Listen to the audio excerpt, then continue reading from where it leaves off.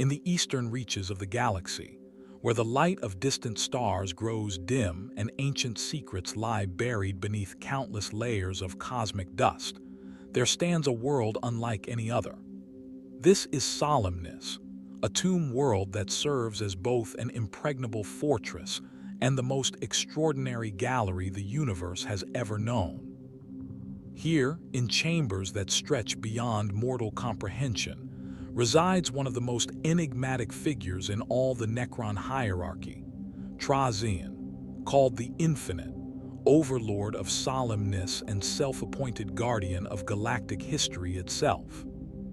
Unlike his fellow Necron nobles who dream endlessly of reconquest and the restoration of their ancient empire, who plot the systematic extermination of all organic life and yearn for the day when their kind once again reigns supreme over a silent galaxy, Trazyn has embraced a fundamentally different philosophy, one that places preservation above destruction, collection above conquest, and the recording of history above the making of it. Where others see the younger races as vermin to be exterminated or slaves to be dominated, Trazyn perceives something far more valuable, specimens worthy of study, moments worth capturing, and achievements that deserve to endure beyond the brief lives of their creators. To understand this remarkable being, we must journey back through the millennia, back beyond the Great Sleep, beyond even the biotransference itself, to an age when the Necronters still walked in flesh beneath dying suns.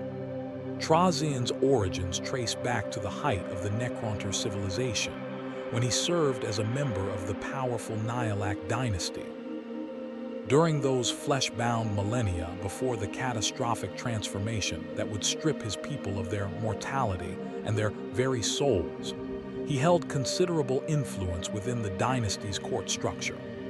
Even then, he demonstrated the keen intellect and obsessive attention to detail that would later define his post-awakening existence. The Nihilak dynasty itself commanded tremendous respect among the Necronter noble houses, controlling vast territories and wielding significant political power during the final desperate wars against the Old Ones. As a high-ranking noble within this dynasty, Trazyn possessed both the resources and authority necessary to pursue his developing fascination with historical artifacts and cultural preservation. While his peers focused on military conquest and territorial expansion, he spent his time cataloging victories, preserving trophies from fallen enemies, and documenting the achievements of his people. His colleagues considered these pursuits eccentric but harmless, the hobbies of a noble with too much time and not enough bloodlust. Then came the biotransference, that terrible moment when the Necronter made their fatal bargain with the Cetan, trading their souls and their flesh for bodies of living metal and the promise of immortality. The great sleep that followed this transformation affected each Necron lord differently, reshaping their consciousness in ways both subtle and profound. While many of Trazyn's contemporaries entered their tomb complexes with minds focused on military conquest and the eventual reclamation of their lost empire, Trazyn's consciousness underwent a shift that would prove particularly transformative. The combination of his pre-existing scholarly interests and the unique way his engrams processed the extended hibernation period resulted in an awakening unlike that of his peers. 60 million years of dormancy had done something to his mind, amplifying his collecting tendencies while diminishing the territorial ambitions that drove most of his kind. When Solemnace finally stirred to life in the 41st millennium, its overlord emerged with priorities that would have seemed incomprehensible to his ancient self. The warrior noble who had once commanded legions in battle now cared more for preserving the past than conquering the future. Solemnace itself reflects Trazyn's transformed nature in every aspect of its construction. The tomb world's surface bears the standard Necron architectural hallmarks, towering pyramidal structures of living metal that gleam with an inner phosphorescent glow, vast underground complexes that stretch for hundreds of kilometers beneath the planet's crust, and defensive systems capable of repelling entire Imperial battle fleets. However, beneath this conventional exterior lies something far more extraordinary. The world's tomb complexes have been extensively modified and expanded to accommodate Trazyn's ever-growing collection, creating a labyrinthine network of galleries, storage chambers, and preservation vaults that dwarf even the most ambitious museums of the Imperium. The transformation of Solemnace from a standard tomb world into a cosmic repository required centuries of careful planning and construction. Trazyn employed legions of canoptech, constructs to hollow out additional chambers, install specialized stasis fields, and create the complex environmental systems necessary to preserve organic specimens across geological time scales. The tomb world's power grid was expanded exponentially to support the massive energy requirements of maintaining thousands of temporal stasis fields simultaneously. Deep within the planet's core, fusion reactors borrowed from captured Imperial technology work, alongside traditional Necron power sources, to ensure an uninterrupted energy supply for his precious collections. What truly sets Trazyn apart from other Necron nobles, what makes him both fascinating and terrifying in equal measure, is his fundamental rejection of the traditional Necron approach to galactic dominion, where his contemporaries see the younger races as obstacles to be eliminated, as temporary infestations that must be purged before the Necrons can reclaim their rightful place as masters of the galaxy. Trazyn views them as fascinating subjects worthy of study and preservation. This philosophical shift represents one of the most significant departures from orthodox Necron thinking in the 41st millennium. His fellow overlords often regard him with suspicion or outright disdain for what they perceive as an abandonment of their species' rightful destiny as galactic rulers. The practical implications of this philosophical transformation are evident in Trazyn's military campaigns and diplomatic interactions. Rather than launching wars of extermination against human worlds or Xeno civilizations, he conducts precisely targeted raids designed to acquire specific artifacts or individuals for his collection. His forces strike with surgical precision, often leaving the broader population unharmed while spiriting away historically significant figures or culturally important objects. Imperial records contain dozens of reports describing mysterious attacks where entire regiments vanish without a trace, leaving behind only confused survivors and empty barracks. To those who witness such events, it seems as though their comrades have simply ceased to exist, plucked from reality by some incomprehensible force.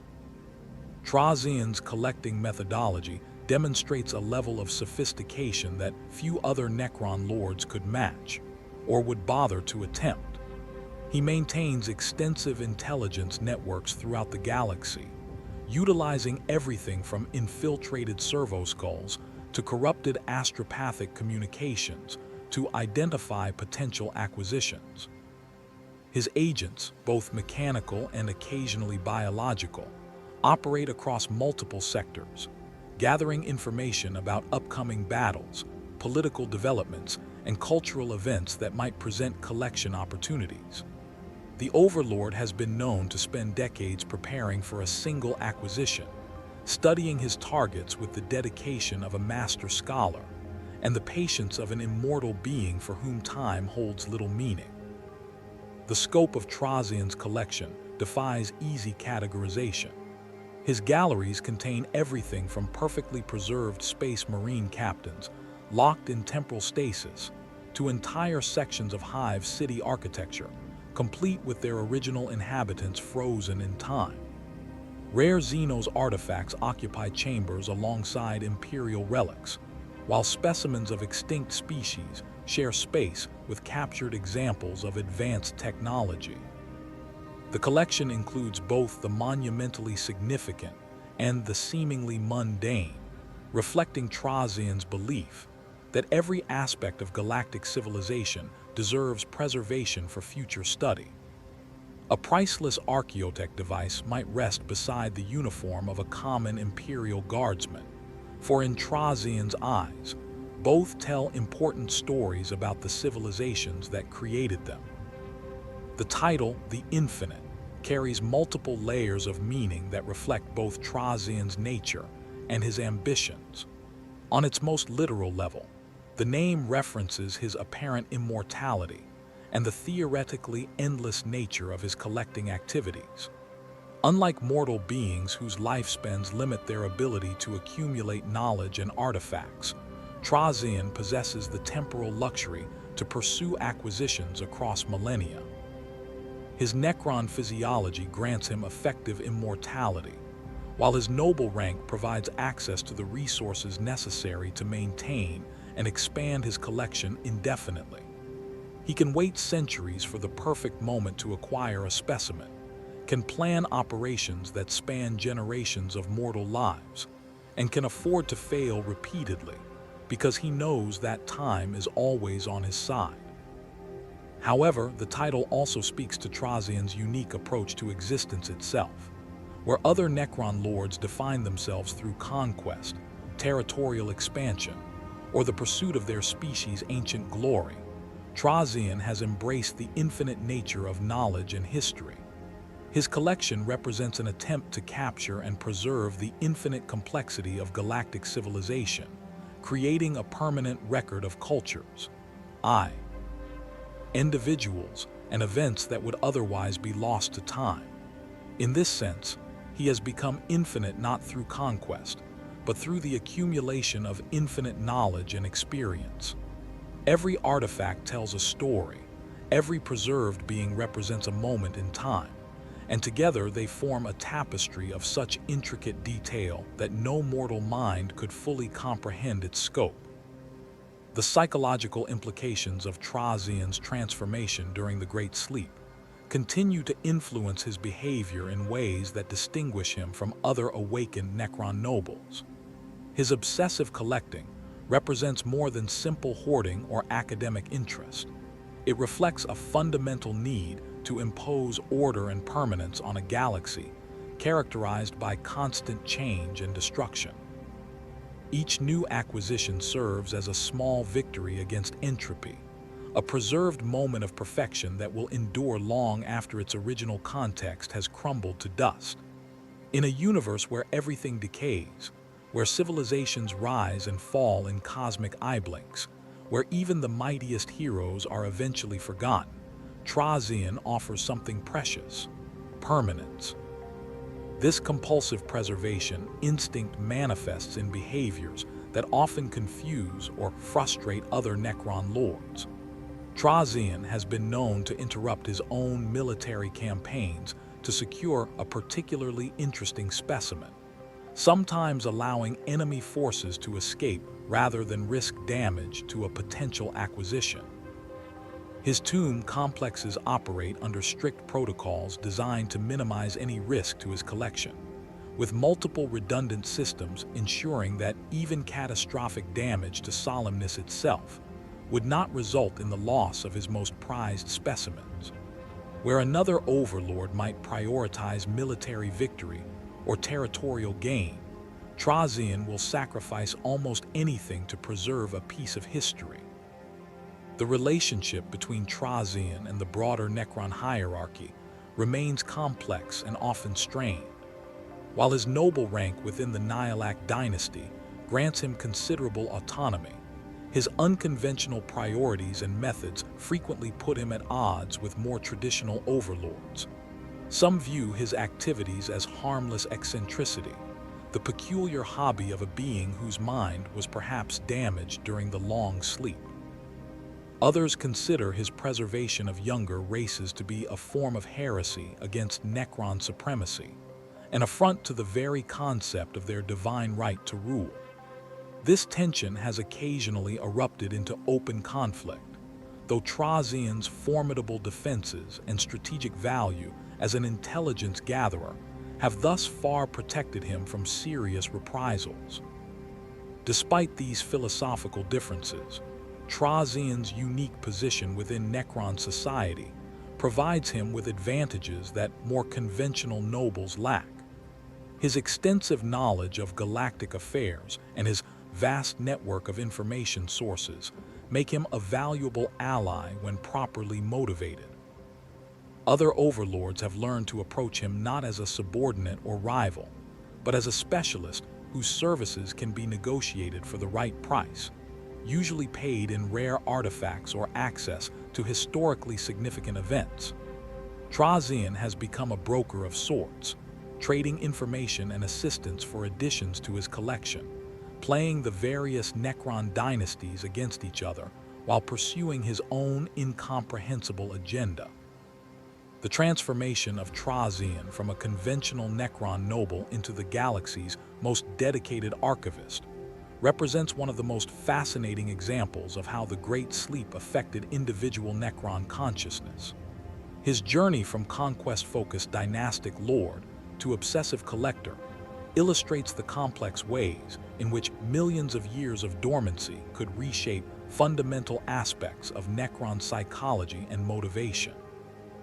It raises profound questions about the nature of consciousness itself, about whether the being who awakened on Solemnace is truly the same entity who entered the Great Sleep 60 million years ago, or whether something entirely new emerged from those deactivated engrams. The true marvel of Solemnace lies not in its surface monuments or defensive installations, but in the vast network of galleries that honeycomb the tomb world's interior. These subterranean complexes stretch across continents, delving deep into the planet's mantle, where specialized excavation protocols have carved out chambers of impossible scale. The galleries themselves represent the culmination of Necron architectural mastery, merged with Trazyn's obsessive requirements for preservation and display. Unlike the standardized tomb complexes found on other Necron worlds, Solemnace's interior spaces have been custom designed to accommodate collections that span the breadth of galactic civilization. The primary gallery networks follow a tesseract labyrinth construction that defies conventional three-dimensional architecture. Necron dimensional science allows these spaces to exist in a state of controlled spatial distort. Ion, where corridors can extend for kilometers, while occupying only a fraction of that distance in real space. Walking through these galleries creates a disorienting experience, even for beings accustomed to advanced technology. Passages that appear to stretch in straight lines for hundreds of meters suddenly reveal themselves to be following complex geometric patterns that fold back upon themselves through higher dimensional space. The effect allows Trazyn to maximize storage capacity while maintaining the aesthetic presentation he demands for his collection.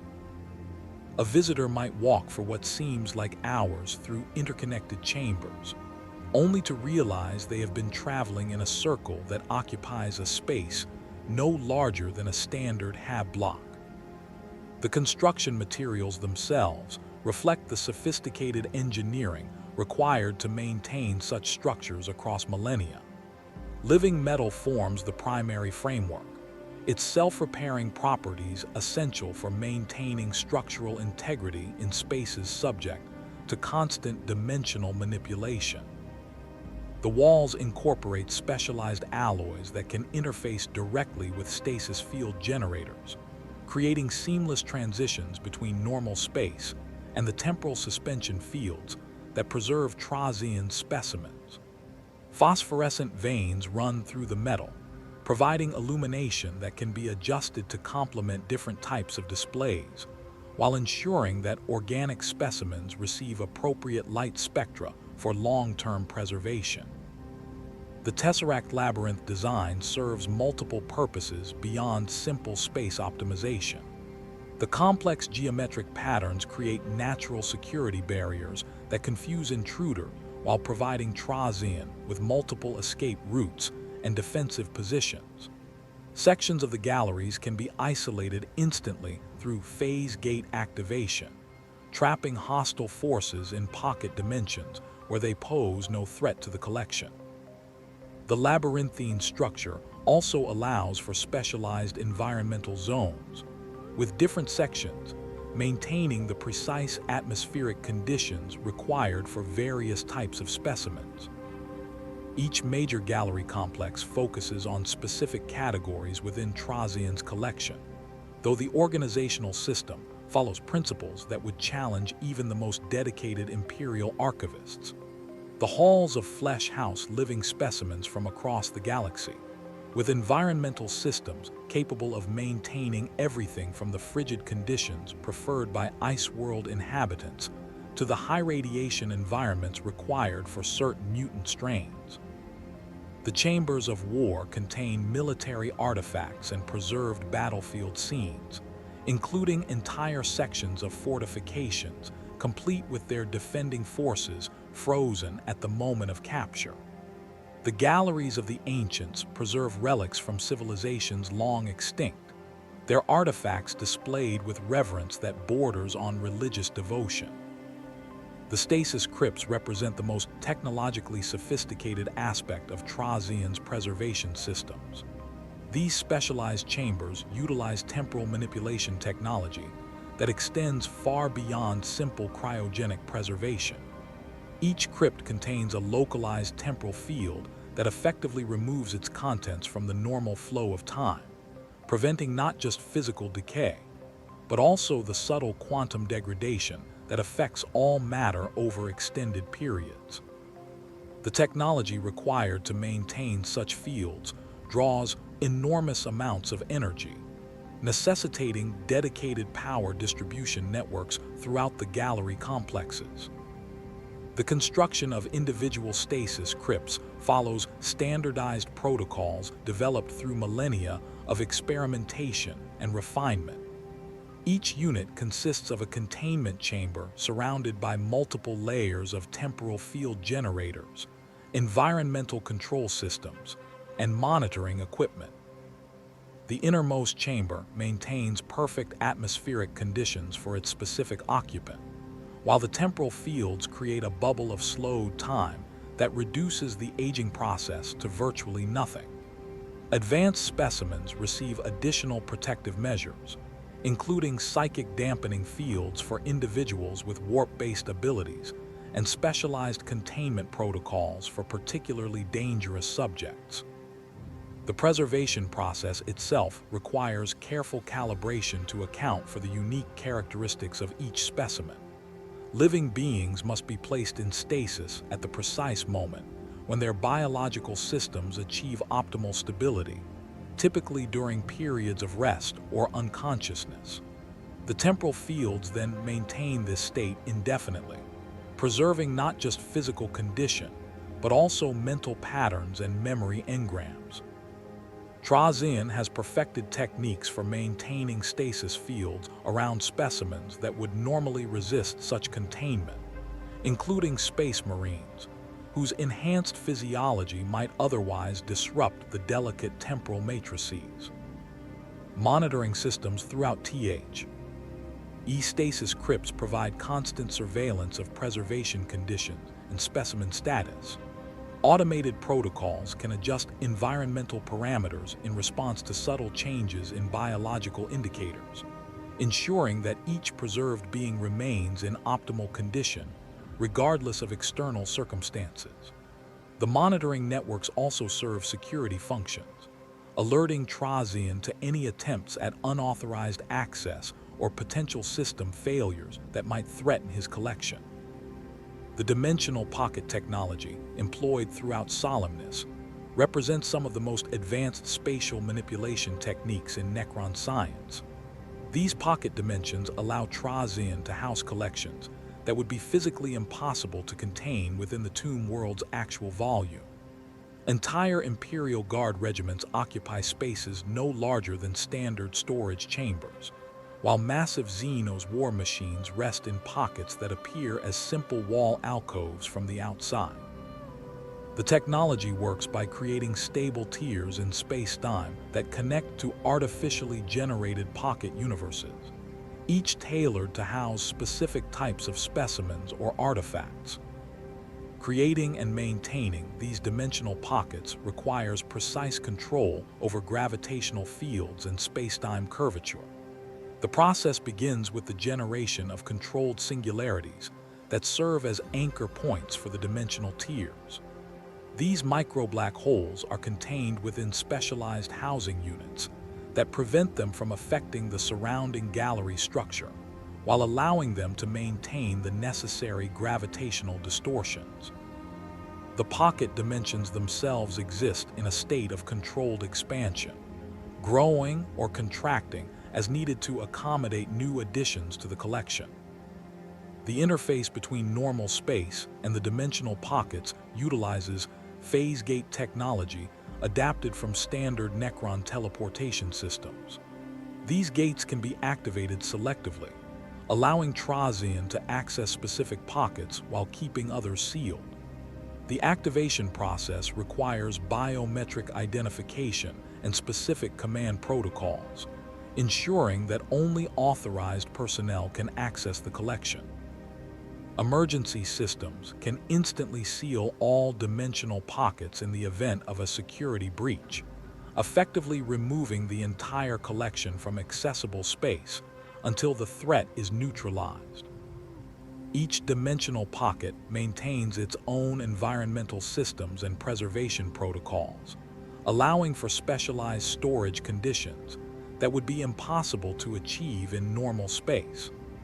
Vacuum-dwelling species can be housed in perfect void conditions, while specimens requiring extreme temperatures or atmospheric compositions receive precisely controlled environments. The pocket dimensions also provide natural protection against external threats, as they exist outside normal space-time and cannot be affected by conventional weapons or psychic attacks. The security measures protecting Trazyn's galleries represent a comprehensive defense network that combines active and passive systems with autonomous defensive constructs. Canoptech constructs form the backbone of the security apparatus, with specialized variants designed specifically for gallery protection duties. Canoptech Wraiths patrol the Tesseract corridors, using their phase shift capabilities to move through solid walls and surprise intruders.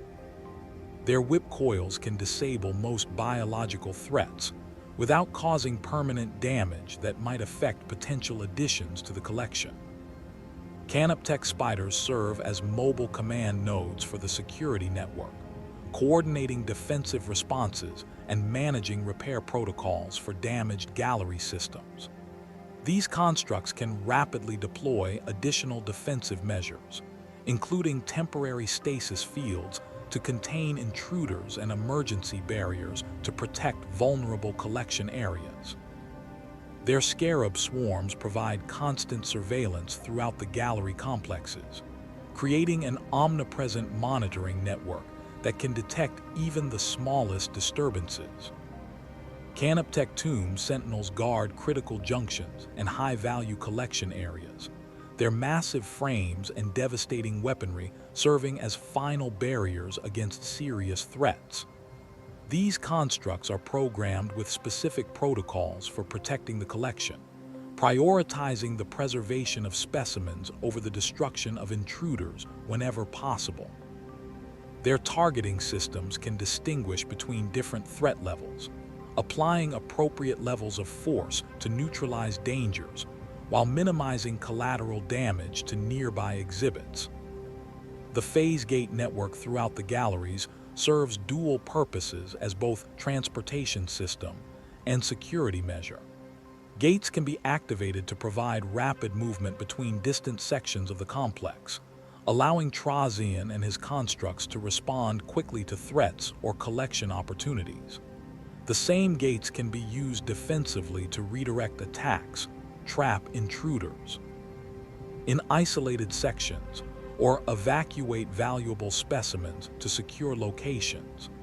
Advanced gate configurations can create temporal loops that trap enemies in recursive spatial patterns, effectively removing them from the battlefield without permanent harm. Automated defense systems supplement the Canoptech security forces with a variety of technological countermeasures. Gauss flare arrays hidden within gallery walls can emerge to engage multiple targets simultaneously. Their molecular disintegration beams calibrated to disable rather than destroy potential specimens. Tesla coil networks create electromagnetic barriers that can stun biological intruders while leaving mechanical systems unaffected. Particle whip emplacements provide area denial capabilities, creating energy barriers that prevent access to sensitive areas without causing permanent damage to the gallery structure. The integration of these various security systems creates overlapping fields of protection that adapt dynamically to changing threat conditions. Central coordination protocols analyze incoming threats and deploy appropriate countermeasures, escalating defensive responses only when necessary to preserve the collection. The system prioritizes containment over destruction, reflecting Trazyn's preference for adding successful intruders to his collection rather than simply eliminating them. This approach has resulted in several notable additions to the galleries, including Imperial Inquisitors and Chaos Space Marines, who attempted unauthorized access to Solemnace's treasures. Environmental control systems throughout the galleries maintain precise atmospheric conditions required for different types of specimens and artifacts. Advanced atmospheric processors can adjust oxygen levels, humidity, temperature, and even gravitational fields within specific zones to match the requirements of particular exhibits. These systems work in conjunction with the stasis crypts to ensure optimal preservation conditions, while also providing comfortable viewing environments for Trazyn during his frequent tour of the collection.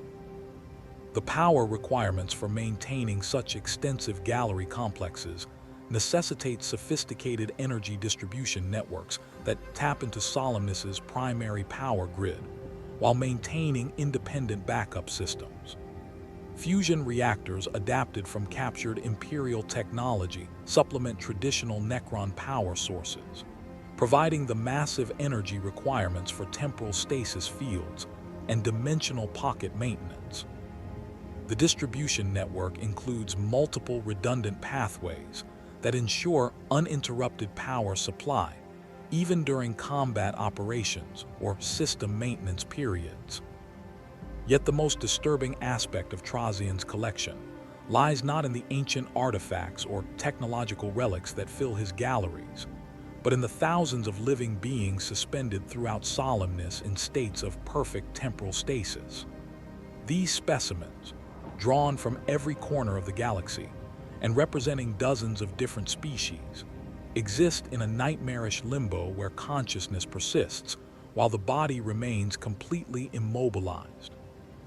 Unlike simple cryogenic preservation or death itself, Trazyn's temporal stasis fields maintain full neural activity while preventing any physical movement or aging, creating what amounts to an eternal prison of awareness for his unwilling subjects. The methodology behind these living dioramas represents decades of experimentation with temporal manipulation technology. Trazyn discovered early in his collecting career that standard preservation techniques failed to capture the dynamic essence of living subjects.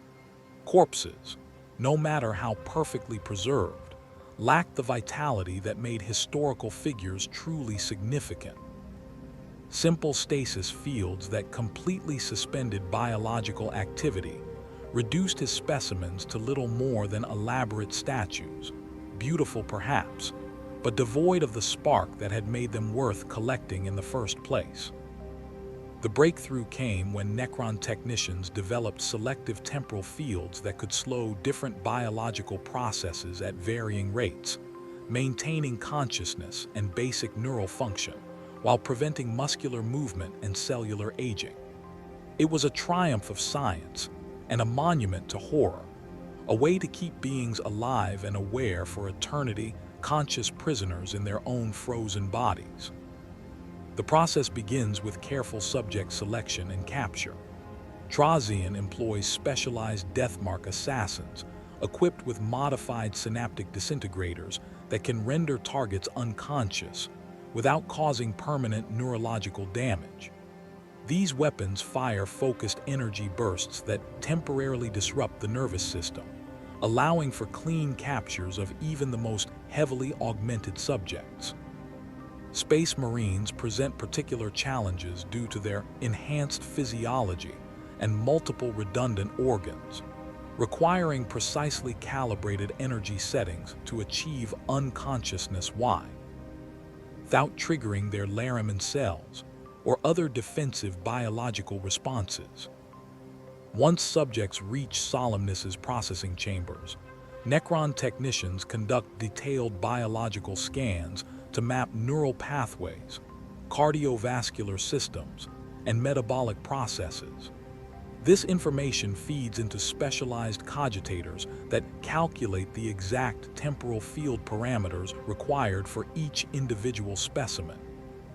The calculations must account for species-specific physiology, augmentations, psychic abilities, and even psychological factors that might affect how consciousness persists under stasis conditions. A single miscalculation can result in either complete neural shutdown, or worse, from Trazyn's perspective, permanent brain damage that ruins the specimen's historical value. The installation process involves surgically implanting microscopic temporal field generators directly into the subject's nervous system. These devices, no larger than human blood cells, distribute throughout the brain and spinal cord, where they create localized time distortion fields. The generators operate on quantum frequencies that selectively target different types of neural tissue, maintaining consciousness centers while suppressing motor functions. Advanced subjects receive additional implants in major organ systems to prevent biological processes from causing discomfort or distress during extended stasis periods. The psychological impact on subjects who retain full awareness while trapped in immobilized bodies proves devastating across all species study. Imperial Guard veterans accustomed to battlefield stress and harsh conditions frequently experience complete psychological breakdowns within the first few months of stasis. Their military training provides no preparation for the absolute helplessness of temporal imprisonment, where even basic functions like blinking or swallowing become impossible. Many subjects attempt to maintain sanity through mental exercises, reciting prayers, battle hymns, or technical manuals, but the complete absence of sensory feedback eventually erodes even the strongest minds. Space Marines demonstrate greater psychological resilience due to their enhanced mental conditioning and hypno-indoctrination, but even these superhuman warriors succumb to the horror of eternal immobility. Their enhanced senses, normally advantageous in combat situations, become sources of torment as they remain acutely aware of their surroundings while unable to respond to any stimuli. Chapter traditions and battle brother bonds provide some psychological anchor points, with many Astartes mentally reciting the Codex Astartes, or their chapters founding principles to maintain identity coherence. Eldar subjects present unique challenges due to their psychic sensitivity and extended lifespans.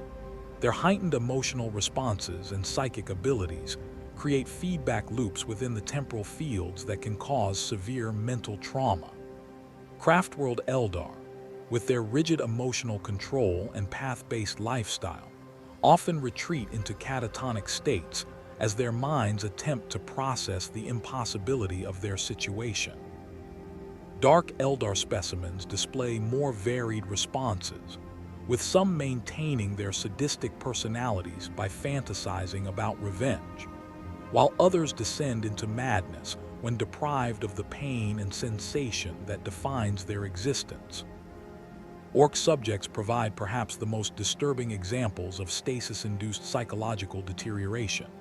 Their naturally aggressive and social nature makes solitary confinement particularly traumatic, despite their seemingly simple mental processes.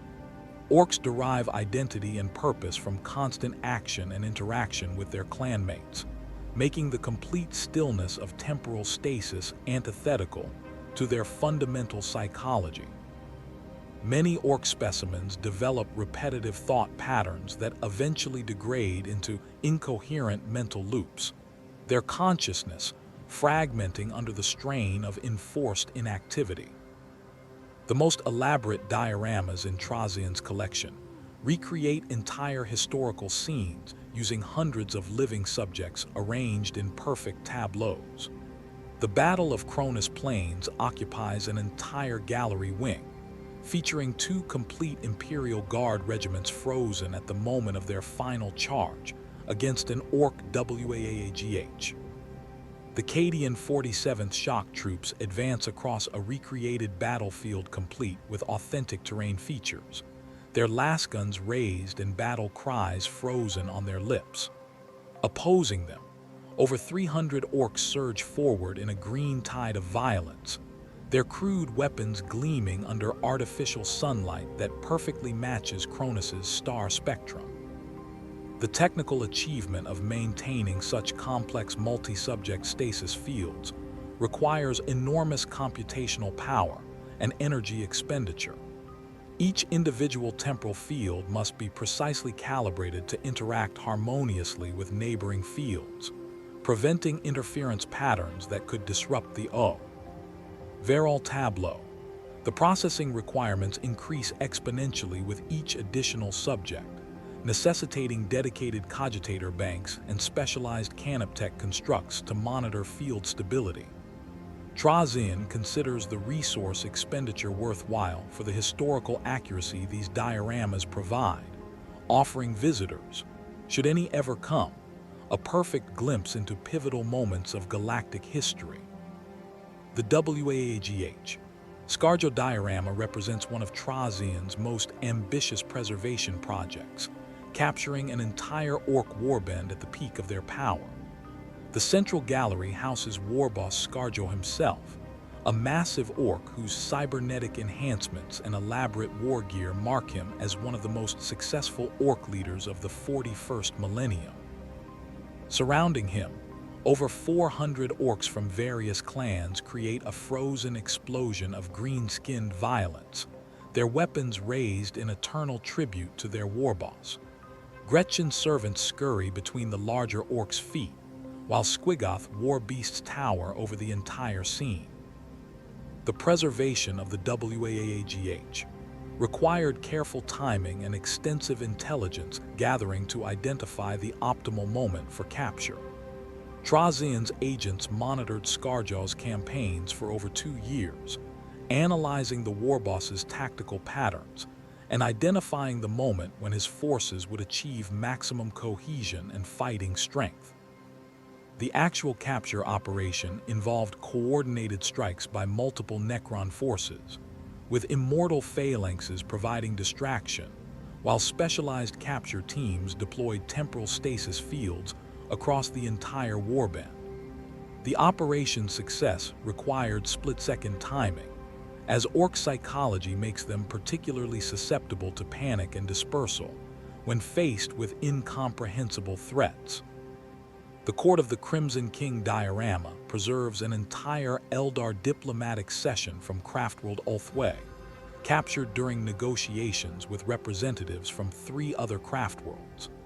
The scene depicts Farseer Eldred Ulthrin in deep consultation with his fellow seers, their elegant forms arranged around a Wraithbone Council chamber that Trazyn had specially reconstructed within his galleries. The Eldar's natural grace and poise make them ideal subjects for such displays, their frozen forms maintaining an ethereal beauty that complements the sophisticated technology of their preservation systems.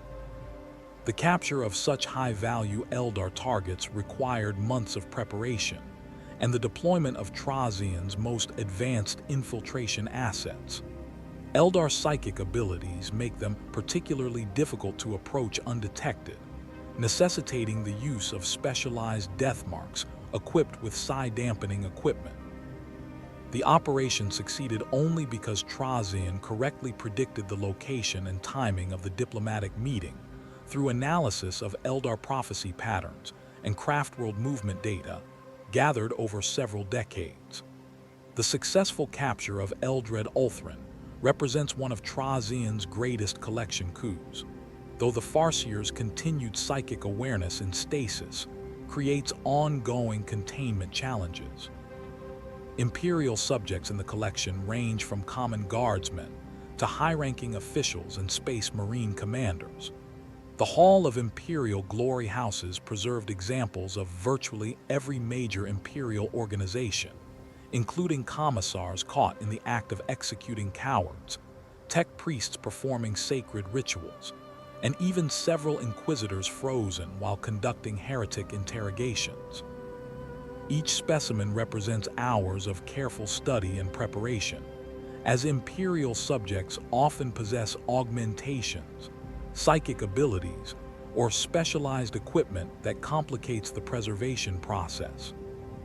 The preservation of Space Marine subjects presents unique technical challenges due to their enhanced physiology and power armor systems. The temporal fields must account for the complex interactions between Astartes' biology and their armor's life support systems, maintaining both the warrior and his equipment in perfect stasis. Multilung respiratory systems, osmodula bone density, and other organ enhancements require specialized field calibrations that differ significantly from baseline human parameters. Power armor presents additional complications, as its machine spirit must be carefully sedated to prevent it from attempting to assist its wearer during the stasis process. Chaos Space Marines in the collection demonstrate the horrifying effects of prolonged warp exposure combined with temporal stasis. Their mutations and demonic augmentations create unstable interactions with the temporal fields, requiring constant monitoring and adjustment to maintain containment. Several specimens show evidence of continued mutation even under stasis, their flesh slowly reshaping itself in response to chaos energies that seem to transcend normal temporal boundaries. These subjects require specialized containment protocols, including psychic dampening fields and consecrat, Ed-Silver barrier to prevent warp contamination from spreading to other exhibits. The ethical implications of using sentient beings as living museum pieces would trouble any civilization possessed of moral sensibilities, but Trazyn demonstrates complete indifference to the suffering his collection methods inflict. His Necron psychology views organic life through the lens of scientific curiosity rather than empathetic concern, seeing his subjects as fascinating specimens rather than fellow sentient beings deserving of consideration. The concept of consent remains entirely foreign to his thought processes, as he considers the historical value of his preservation work to far outweigh any temporary discomfort experienced by his subjects. Trazyn's justifications for his collection methods reflect a fundamentally alien moral framework that prioritizes preservation over individual autonomy. He views the galaxy's constant warfare and destruction as wasteful, arguing that his preservation efforts serve a greater good by ensuring that significant historical figures and moments survive for future study. The suffering of individual subjects becomes irrelevant when weighed against the educational value their preservation provides for future generations, generations that may never come, civilizations that may never exist to appreciate his work. This utilitarian calculus allows him to rationalize even the most horrific aspects of his collection methods. The Overlord's complete emotional detachment from his subjects' suffering manifests in his treatment of the collection as purely academic specimens. He conducts regular tour of his galleries, examining preserved subjects with the same clinical interest a scholar might show toward ancient manuscripts or archaeological artifacts. The fact that his specimens remain conscious and aware of their surroundings fails to register as morally significant, existing merely as an interesting side effect of the preservation process, rather than a source of ethical concern. The deeper galleries of Solemnace house specimens that transcend mere historical curiosity, containing figures whose capture required decades of planning and resources that would bankrupt entire imperial sectors. These crown jewels of Trazyn's collection represent the pinnacle of his preservation artistry, each acquisition a masterpiece of timing, intelligence gathering, and technological precision. The stasis crypts containing these legendary figures occupy specially constructed chambers deep within the tomb world's core, where additional layers of security and environmental control ensure their perpetual preservation. Captain Lysander of the Imperial Fists stands frozen in his Terminator armor, captured during the siege of Maladrax while leading a boarding action against a Chaos vessel. The massive Space Marine's Thunder Hammer remains raised above his head, eternally poised to deliver a crushing blow that will never fall. His Storm Shield bears fresh battle damage from the engagement, its adamantium surface scarred by demon claws and bolt impacts. The preservation field maintains even the smallest details of his equipment. Servo motors still glow with activation runes. Purity seals flutter in an artificial breeze that exists only within his temporal bubble, and his armor's auto senses continue their eternal vigil through crimson lens displays.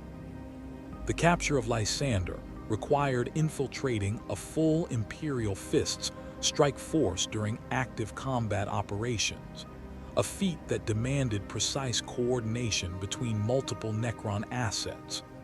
Trazyn's death marks had monitored the captain's tactical patterns for months, identifying the exact moment when he would be isolated from his battle brothers during the boarding action.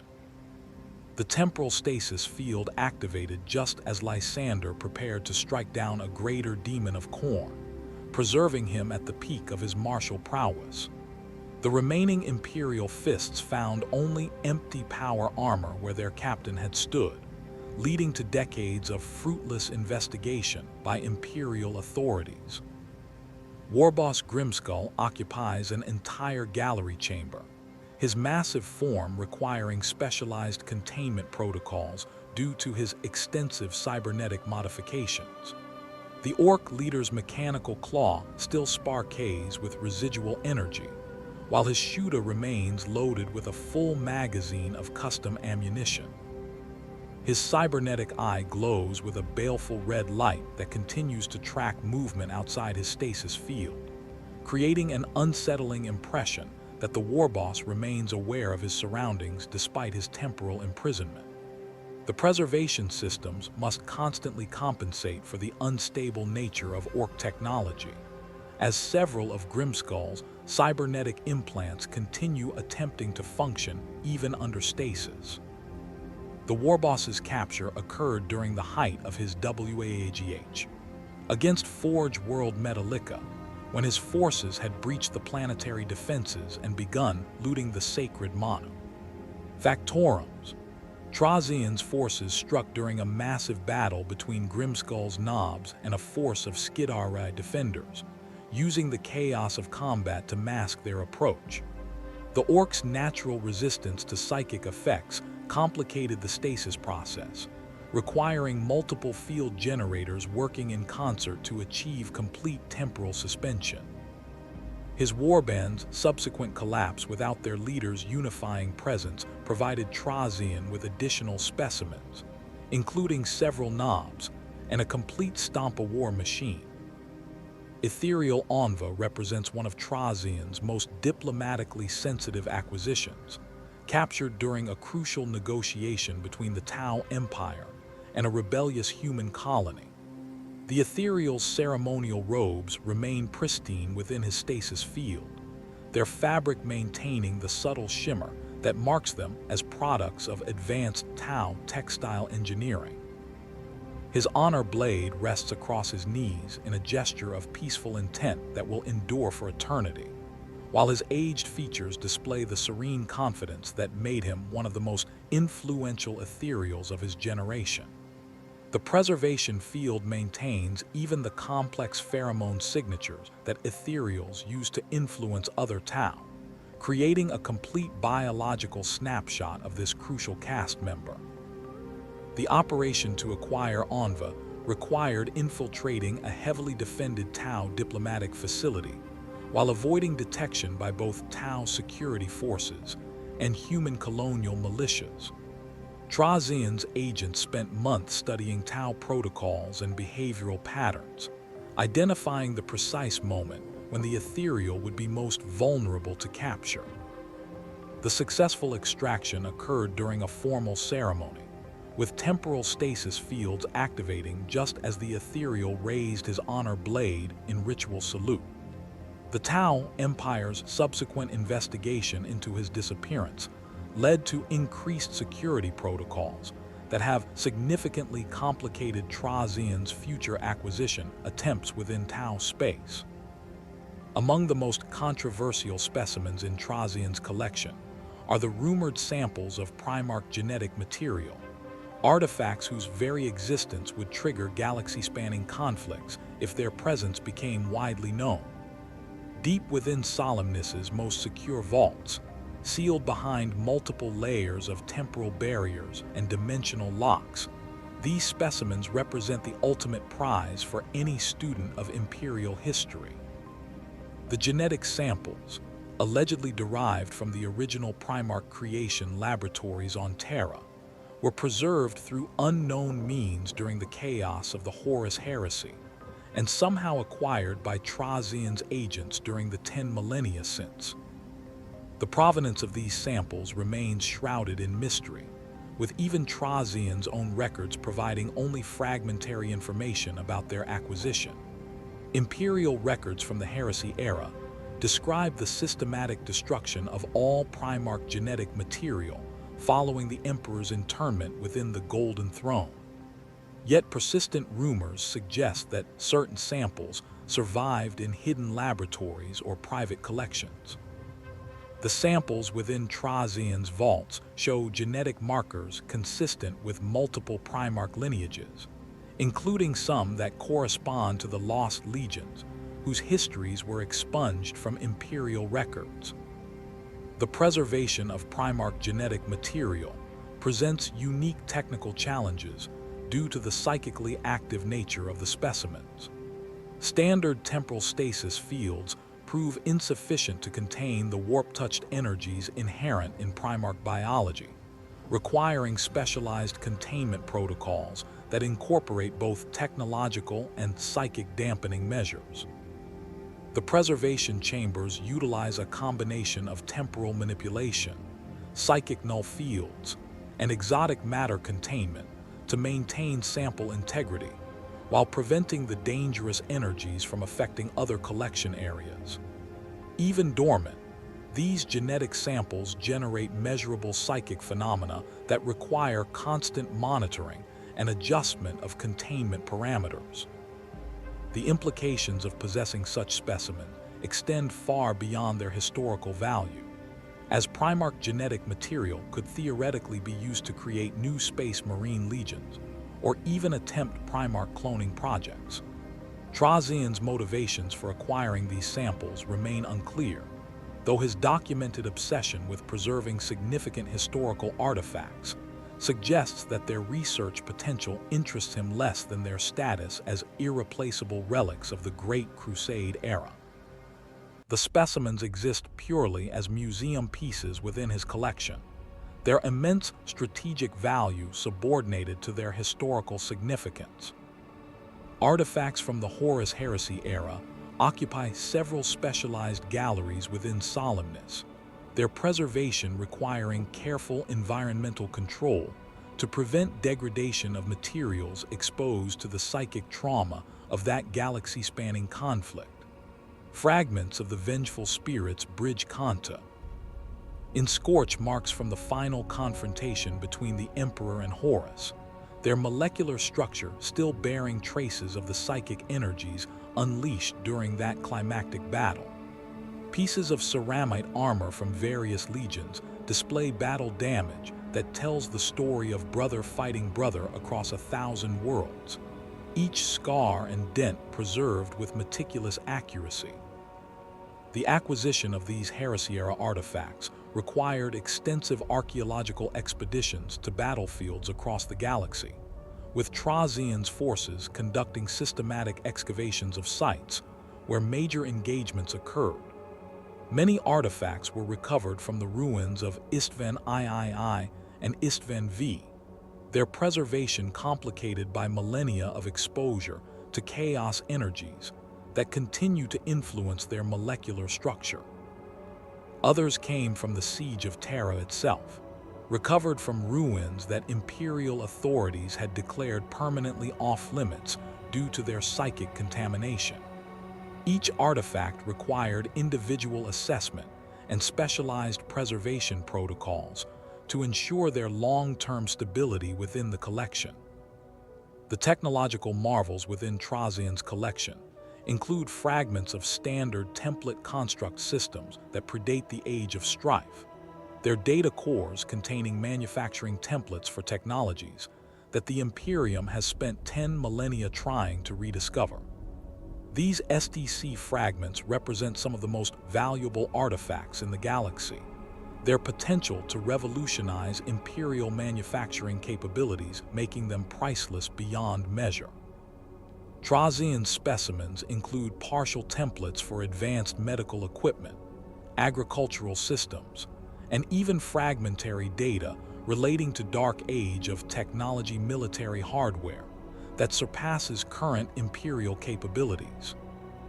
The preservation of SDC fragments requires specialized containment protocols that protect their delicate data storage matrices while preventing unauthorized access to their contents. The fragments exist within sealed temporal bubbles that prevent data degradation while maintaining the quantum coherence necessary for information retrieval. Advanced security measures protect these specimens from both physical and digital intrusion attempts, with multiple layers of encryption and psychic barriers preventing unauthorized access to their contents. Trazyn views these artifacts purely as historical specimens rather than functional technology, their research potential subordinated to their value as relics of humanity's lost golden age. Eldar Wraithbone constructs throughout the collection demonstrate the sophisticated biotechnology that the dying race developed during their ancient empire's height. These living structures continue to grow and adapt within their temporal stasis fields, their psychically active material responding to stimuli that exist only within the preserved moments of their capture. Wraithbone Guardian constructs stand eternal vigil over phantom threats, their spirit stones glowing with the trapped souls of long-dead Eldar warriors. Avatar fragments contain traces of Kind's divine essence, their molten surfaces frozen at temperatures that would vaporize conventional materials. The acquisition of Wraithbone constructs required raids against multiple craft worlds and exodite settlements, operations that demanded precise timing to avoid the precognitive abilities of Eldar farseers. Many specimens were captured during the confusion of larger battles, when Eldar attention focused on immediate threats rather than subtle infiltration by Necron forces. The preservation process proved particularly challenging due to Wraithbone's psychically active nature, requiring specialized containment protocols that maintain the material's living properties while preventing it from responding to external psychic stimuli. Dark Age of technology archaeotech specimens represent the pinnacle of human scientific achievement, their advanced capabilities demonstrating the heights that humanity reached before the age of strife brought civilization crashing down. Quantum processors continue their calculations within temporal stasis, their computational matrices working on problems that may have been running for 15,000 years. Gravitic manipulators maintain localized distortions in space-time that exist as frozen ripples within their preservation fields. Molecular assemblers hold partially completed constructions in eternal suspension, their atomic-scale manufacturing processes halted at the moment of capture. These archaeotech specimens required acquisition from the most dangerous regions of the galaxy, including expeditions to space hulks, abandoned research stations, and worlds lost during the Age of Strife. Many artifacts were recovered from sites that imperial authorities had declared too dangerous for exploration, their advanced technology creating hazards that conventional forces could not safely navigate. Trazyn's Necron Physiolo.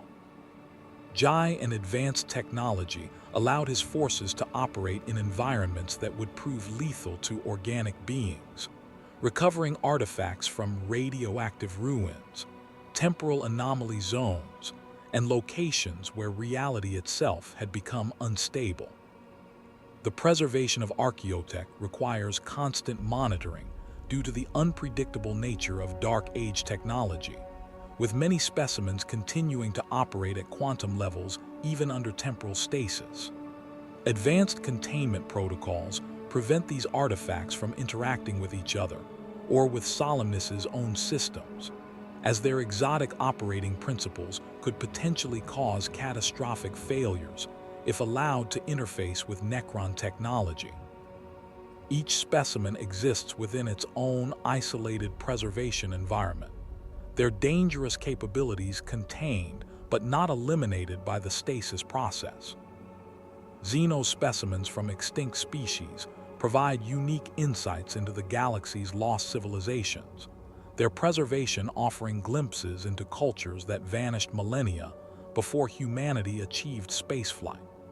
HRUD constructs demonstrate the sophisticated biotechnology that this ancient race developed before their near extinction during the Great Crusade. Their organic architecture continues to pulse with alien life even under temporal stasis. Rakgul chronophage devices show evidence of temporal manipulation capabilities that rival Necron technology, their crystalline structures maintaining complex time distortions within their preservation fields. The acquisition of extinct species specimens required archaeological expeditions to dead worlds and forgotten star systems, with Trazyn's forces conducting systematic surveys of regions that galactic civilization had abandoned or forgotten. Many specimens were recovered from worlds that had been subjected to exterminatus orders, their alien nature preserved within the ruins of civilization that the Imperium had deemed too dangerous to survive. Others came from natural disaster sites where entire species had been eliminated by stellar phenomena or ecological collapse, their remains preserved by chance within environments that prevented normal decay processes. The rarity of these extinct species specimens makes them among the most valuable items in Trazyn's collection, their scientific and historical significance far exceeding that of more common acquisitions. Each specimen represents irreplaceable knowledge about galactic evolution and the rise and fall of civilizations across cosmic timescales. Their preservation within Solemnace ensures that future scholars will have access to biological and technological data that would otherwise be lost forever, though Trazyn's refusal to share his collection means that this knowledge remains locked away from the galaxy's current inhabitants. The acquisition of legendary specimens requires patience measured not in years or decades, but in centuries. Trazyn's approach to collecting demonstrates a methodical precision that sets him apart from other Necron overlords who favor direct conquest through overwhelming force. His operations begin with extensive intelligence-gathering phases that can span multiple human generations, during which his agents monitor potential targets, study their behavioral patterns, and identify optimal capture opportunities. This patient methodology reflects both his immortal nature and his understanding that the most valuable specimens require careful timing to acquire without damage or degradation. The intelligence networks supporting Trazyn's collection efforts extend across multiple sectors and operate through diverse channels that exploit the galaxy's complex information systems. Modified servoskulls infiltrate Imperial installations, their cogitators reprogrammed to identify historically significant individuals and events, while maintaining their original functions to avoid detection. These mechanical spies transmit data through corrupted astropathic channels, piggyback on routine Imperial communications, and utilize dead-drop protocols that leave information caches in seemingly abandoned locations for later retrieval by Necron agents. Canoptech constructs form the backbone of Trazyn's field intelligence operations, their advanced sensor arrays and adaptive programming allowing them to operate undetected in diverse environments. Canoptech Wraiths phase through solid matter to conduct surveillance within heavily fortified locations, their dimensional shift capabilities making them nearly impossible to detect through conventional security measures. These constructs can remain dormant for decades within target locations, activating only when specific trigger conditions indicate potential acquisition opportunities. Their recordings provide detailed behavioral analyses of target subjects, including movement patterns, security protocols, and psychological profiles that inform capture planning. The monitoring of Space Marine chapters requires particularly so. Sophisticated intelligence operation due to their enhanced security measures and paranoid vigilance against infiltration. Trazyn's agents exploit the Imperium's own bureaucratic complexity, inserting false data into administrative records that gradually redirect chapter movements toward predetermined locations. Forged deployment orders, manipulated supply requisitions, and corrupted astropathic communications create cascading effects that position target subjects in vulnerable situations without their knowledge. These operations require precise timing and extensive knowledge of Imperial military protocols to avoid detection by chapter command structures. Eldar targets present unique challenges due to their precognitive abilities and sophisticated understanding of temporal mechanics. Trazyn's agents must operate through probability shadows and quantum uncertainty fields that mask their activities from farseer divination attempts. The Overlord has developed specialized techniques for creating false futures within the skein of fate, generating phantom probability threads that mislead Eldar seers while concealing his true intentions. These deception operations require advanced understanding of both Necron technology and Eldar psychic principles, with preparation phases extending across centuries to establish convincing false patterns within the web of causality. Orc targets demand entirely different approaches due to their chaotic nature and resistance to conventional intelligence gathering. Trazyn's agents monitor WAGH movements through gravitational wave detection, tracking the massive fleet movements that herald major Orc campaigns.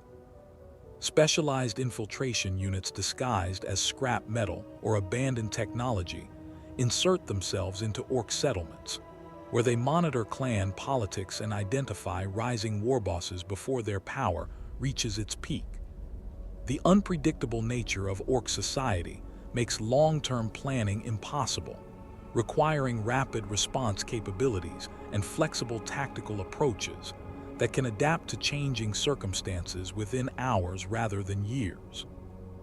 The infiltration techniques employed during acquisition operations utilize the most advanced Necron technology available, combining dimensional phase shifting with temporal manipulation to achieve effects that appear supernatural even by the standards of the 41st millennium.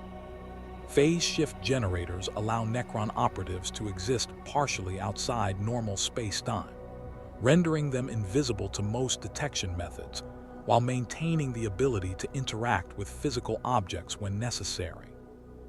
These devices create localized distortions in reality that bend light around the user, while dampening sound waves and electromagnetic signatures that might reveal their presence.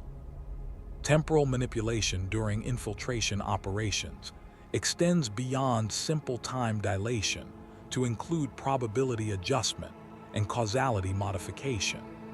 Necron agents can create temporal loops that repeat specific moments until optimal conditions develop, effectively allowing unlimited attempts at infiltration without alerting security systems to previous failures.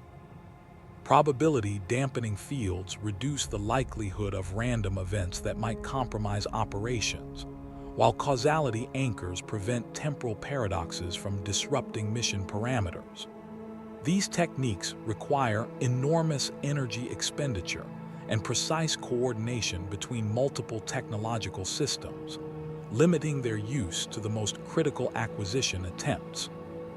Dimensional phase shifting technology allows operatives to bypass physical barriers by existing in parallel dimensional spaces that overlap with normal reality.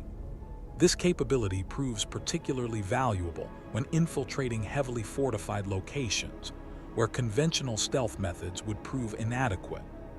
Phase-shifted agents can walk through solid walls, ignore gravitational fields, and remain unaffected by most forms of energy-based security systems.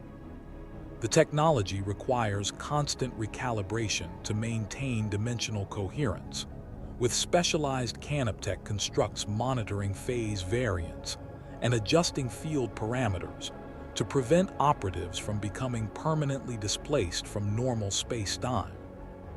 The deployment of Deathmark assassins represents Trazyn's most direct approach to target acquisition, though even these operations require extensive preparation and coordination. Deathmarks assigned to collection duties receive specialized equipment modifications that prioritize capture over elimination. Their hyperspace hunters upgraded with synaptic disruptors and temporal stasis projectors. These weapons can render targets unconscious without causing permanent neurological damage, while portable stasis generators allow immediate preservation of specimens in the field. The assassins themselves undergo additional programming that emphasizes precision and specimen preservation over their normal elimination protocols. Deathmark operations typically involve teams of 3 to 5 assassins working in coordination to isolate and capture high-value targets during moments of maximum vulnerability. The assassins establish overlapping fields of fire that ensure complete coverage of the target area while maintaining escape routes for rapid extraction. Specialized ammunition includes neural disruptor rounds that can penetrate even the heaviest power armor to deliver precisely calibrated energy, bursts directly to the target's nervous system. Backup systems include temporal anchor devices that prevent targets from escaping through teleportation or other dimensional travel methods. The coordination between Deathmarks and supporting Lichguard units creates multi-layered acquisition operations that can adapt to changing tactical situations. Lichguards serve as both heavy assault elements and specimen protection units. Their war scythes and hyperphase swords capable of carving through enemy defenses, while their dispersion shields provide mobile cover for extraction operations. These elite warriors receive specialized training in specimen handling and preservation protocols, ensuring that captured targets receive appropriate care during transport to Solemnace. Their presence also provides psychological deterrent effects that discourage pursuit by enemy forces seeking to recover captured personnel. Lychguard units assigned to acquisition duties operate under modified tactical doctrines that prioritize stealth and precision over the overwhelming force typically associated with Necron military operations. Their equipment includes sound dampening systems, electromagnetic signature suppressors, and adaptive camouflage that allows them to blend with various environmental conditions. Modified resurrection protocols ensure that damaged Lychguard can be rapidly restored to operational status without compromising ongoing missions, while enhanced communication systems maintain coordination with Deathmark teams and orbital support elements. The use of Lychguard as acquisition agents requires careful selection of individuals whose personalities and tactical preferences align with collection operations, rather than traditional combat roles. These warriors undergo additional programming that emphasizes patience, precision, and specimen preservation over the aggressive combat instincts that typically define Necron warrior psychology. Their modified behavioral parameters allow them to operate effectively in stealth roles, while maintaining the loyalty and dedication that makes them suitable for protecting Trazyn's most valuable acquisitions during transport and initial processing. When direct acquisition proves impossible or undesirable, Trazyn employs sophisticated negotiation and bargaining tactics that exploit his vast knowledge of galactic politics and his extensive collection of rare artifacts. These diplomatic approaches require careful analysis of potential trading partners to identify items or services that might motivate cooperation with his acquisition goals. Imperial commanders might be offered archaeotech components in exchange for access to historically significant personnel, while Chaos Warbands could receive ancient weapons in return for preserving specific individuals during their campaigns. The negotiation process typically begins with indirect contact through intermediaries who can establish communication without revealing Trazyn's direct involvement.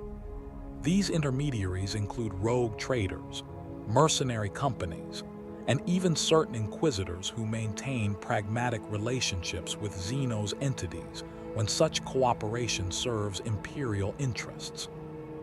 Initial contact focuses on establishing mutual benefit arrangements that appear to serve both parties' interests while gradually steering negotiations toward Trazyn's actual acquisition goals.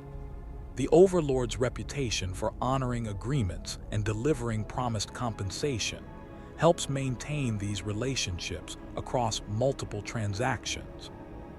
Trazyn's extensive collection provides him with unique bargaining assets that few other entities in the galaxy can match. Rare technological artifacts, extinct species specimens, and historical documents serve as currency in negotiations with various factions seeking specific items for their own purposes. Tech priests might trade access to Forge World facilities for STC fragments, while Space Marine chapters could provide cooperation in exchange for gene seed samples from their founding legion. These transactions require careful evaluation to ensure that traded items provide adequate compensation for their loss, while not significantly diminishing the collection's overall value. The complexity of multi-party negotiations increases exponentially when acquisition targets involve multiple factions or politically sensitive subjects.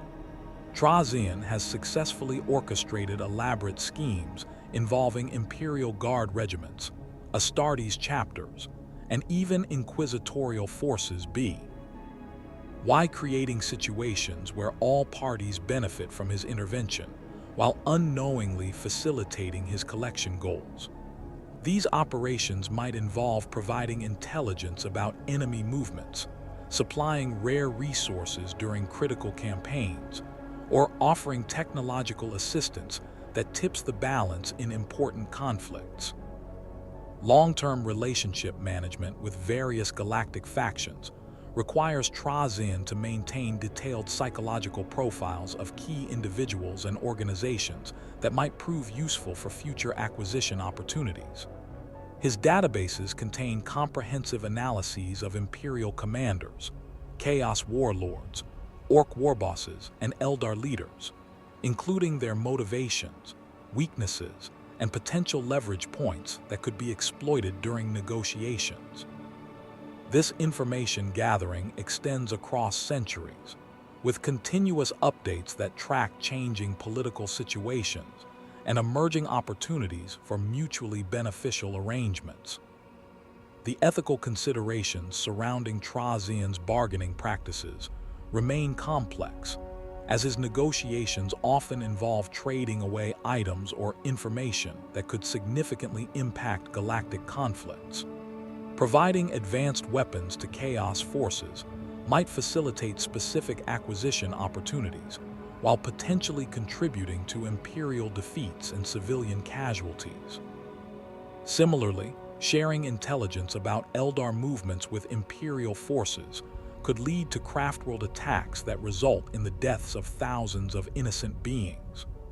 Trazyn's utilitarian calculus weighs these consequences against the historical value of his acquisitions, typically concluding that preserving significant specimens justifies the collateral damage caused by his interventions.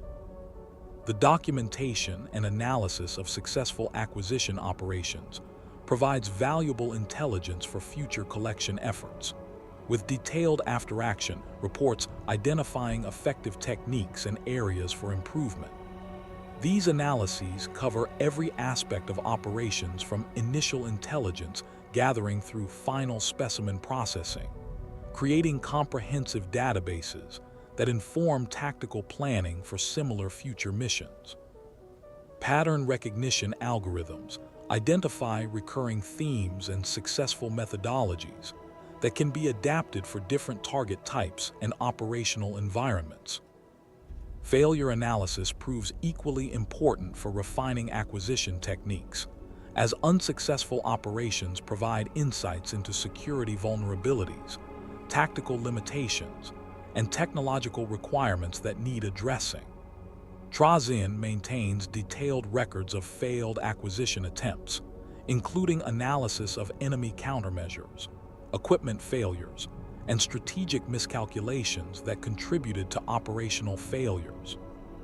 This information feeds into continuous improvement processes that enhance the effectiveness of future collection efforts, while reducing the risk of detection or compromise. The integration of acquisition operations with Trazyn's broader strategic goals requires careful coordination between collection activities and his other responsibilities as a Necron overlord.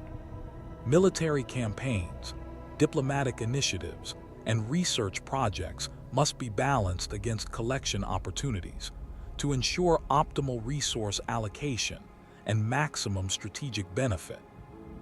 This coordination involves complex scheduling algorithms that identify synergistic opportunities, where multiple objectives can be achieved through coordinated operations. Yet the galaxy's most persistent thorn in Trazyn's side manifests in the form of Orican the Diviner, a fellow Necron cryptech whose obsession with temporal manipulation and prophetic accuracy creates an inevitable collision course with the Overlord's collecting activities. Their rivalry transcends simple professional disagreement, representing a fundamental philosophical divide that cuts to the heart of Necron consciousness and purpose. Where Trazyn focuses his immortal existence on preserving the past through meticulous collection and documentation, Orican dedicates his considerable abilities to predicting and manipulating future events with mathematical precision. Orican's mastery of chronomancy allows him to perceive potential futures with startling accuracy, creating detailed probability matrices that map possible outcomes across centuries of galactic development. His temporal calculations frequently identify pivotal moments where Trazyn's collection activities will significantly impact historical trajectories, leading to direct confrontations between the two ancient beings. The diviner views these interventions as dangerous disruptions to the natural flow of causality, arguing that removing key historical figures from their proper temporal contexts creates unpredictable ripple effects that could destabilize entire sectors. The philosophical differences between the two Necrons extend beyond mere academic disagreement into fundamental questions about the Natu, ray of existence and purpose. Trazyn's preservation efforts represent an attempt to create permanence in a galaxy defined by constant change and destruction, establishing static monuments to significant moments that will endure regardless of future developments. Orokin counters this approach with his belief that understanding and shaping future events provides far greater value than cataloging past achievements, viewing Trazyn's collection as an elaborate form of necrophilia that celebrates death over life.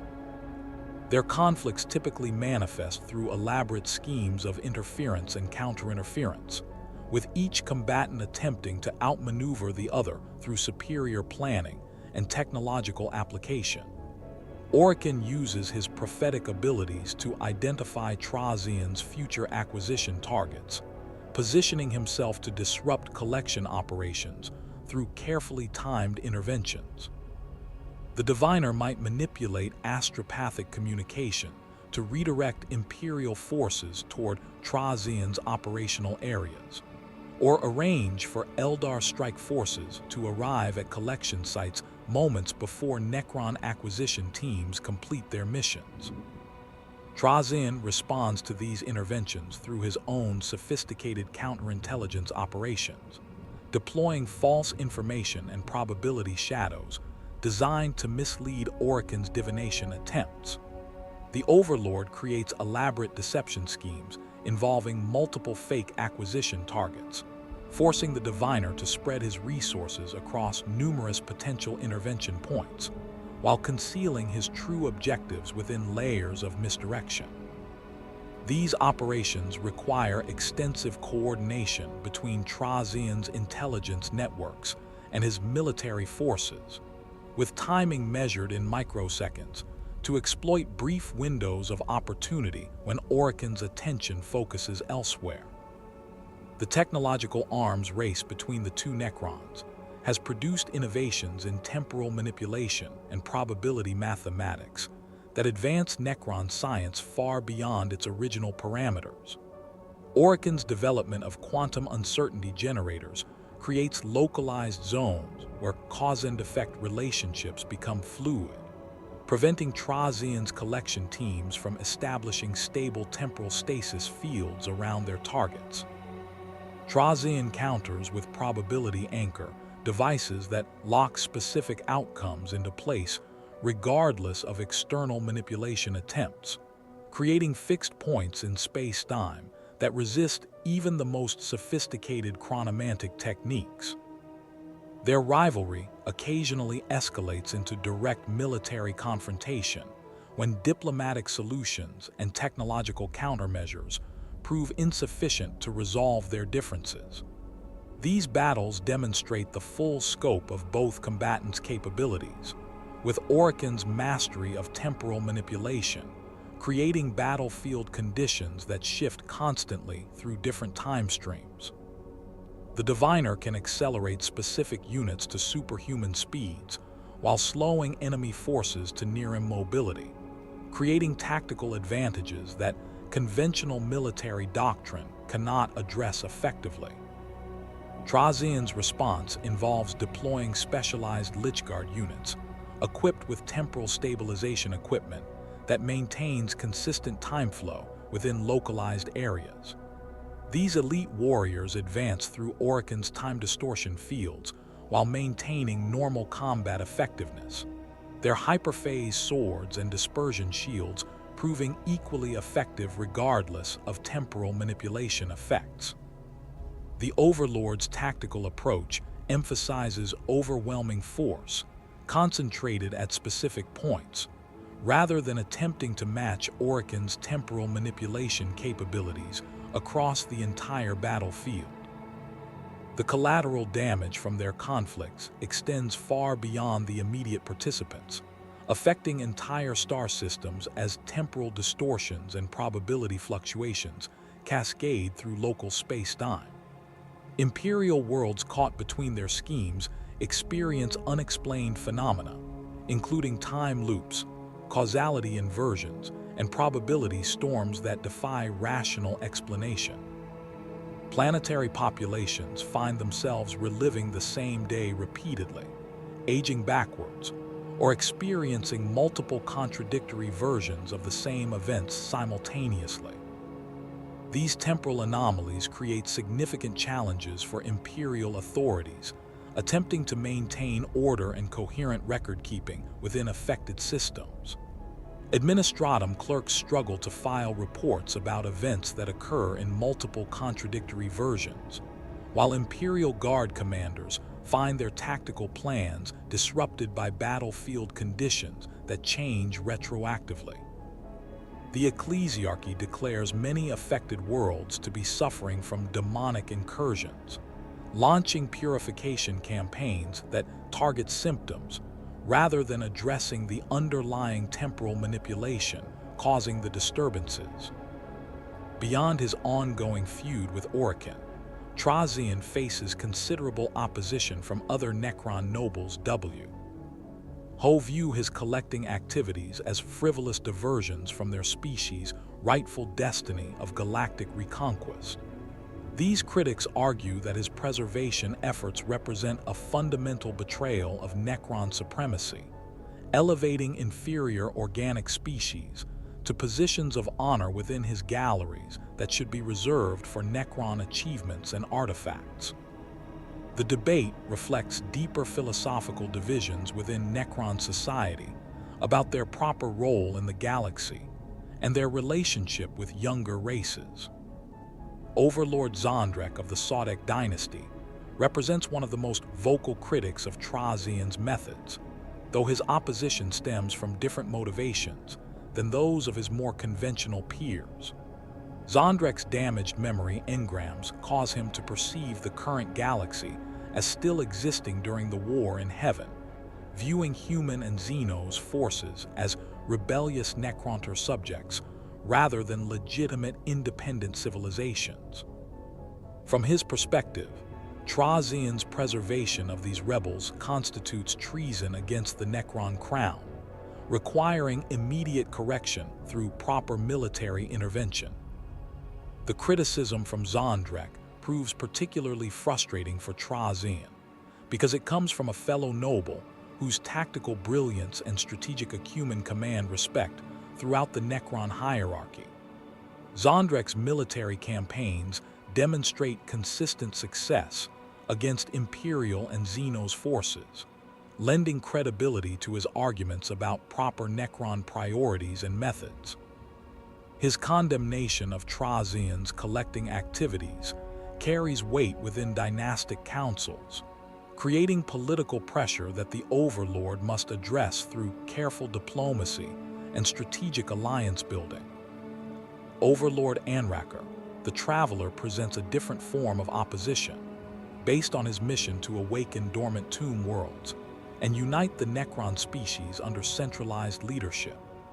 Anraker views Trazyn's focus on collecting organic specimens as a dangerous distraction from the urgent work of Necron reunification, arguing that such activities waste resources that could be better spent on awakening sleeping dynasties and coordinating military campaigns against younger races. His criticism focuses on practical considerations rather than philosophical objections, emphasizing the strategic opportunity costs of Trazyn's preservation efforts. The Traveler's arguments gain traction among Necron nobles who share his vision of species reunification and coordinated expansion into Imperial space. These leaders point to Trazyn's extensive resources and advanced technology as assets that could significantly accelerate awakening operations across multiple sectors. They argue that his intelligence networks and military capabilities represent exactly the kind of strategic advantages that united Necron forces would need to challenge the Imperium's dominance effectively. Trazyn's response to these criticisms emphasizes the long-term strategic value of his collection activities, arguing that his preservation efforts serve Necron interests by maintaining detailed records of enemy capabilities, tactical doctrines, and technological developments. His galleries contain comprehensive intelligence about Imperial military organization, space marine combat techniques, and Xeno's technological capabilities that could prove invaluable for future conquest campaigns. This utilitarian justification allows him to frame his collecting activities as elaborate intelligence-gathering operations rather than mere academic pursuits. The political maneuvering required to maintain his position within the Necron hierarchy forces Trazyn to balance his collecting activities against the expectations and demands of his peers.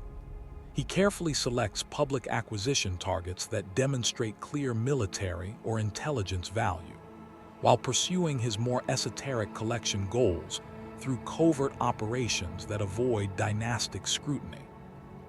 This dual approach allows him to maintain the appearance of conformity with orthodox Necron priorities, while continuing his preservation work without interference from political rivals.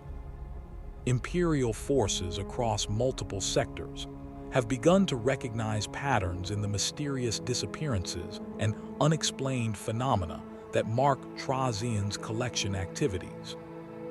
Inquisitorial investigations have identified common elements linking dozens of seemingly unrelated incidents, including the surgical precision of personnel extractions, the advanced technology signatures detected at incident sites, and the complete absence of conventional battle damage that would indicate standard Xenos raids. These patterns have led to the classification of Trazyn as a high-priority threat, requiring dedicated counter-operations and specialized response protocols. The Ordo Xenos has assigned multiple Inquisitors to investigate what they term the Collector phenomenon, deploying significant resources to track and counter Trazyn's activities assess their operational areas. These investigations face enormous challenges due to the sophisticated nature of Necron technology and the centuries-long timescales involved in Trazyn's planning processes. Imperial intelligence-gathering methods prove inadequate for detecting Necron infiltration techniques, while conventional military responses fail to address the dimensional and temporal manipulation capabilities that Trazyn's forces employ during acquisition operations. Inquisitor Valeria the Syrian of the Ordo Xenos has emerged as one of Trazyn's most persistent Imperial adversaries, dedicating her considerable resources and expertise to understanding and countering his collection methods. Her investigations have identified several key patterns in Trazyn's activities, including his preference for acquiring subjects during moments of high historical significance and his tendency to target individuals who represent unique or irreplaceable examples of their type. The Syrian's analysis suggests that the Collector operates according to museum curation principles rather than military objectives, leading her to develop counter-strategies based on protecting historically significant personnel rather than conventional force deployment. The Inquisitor's efforts have achieved limited success through the implementation of specialized protection protocols for high-value Imperial personnel.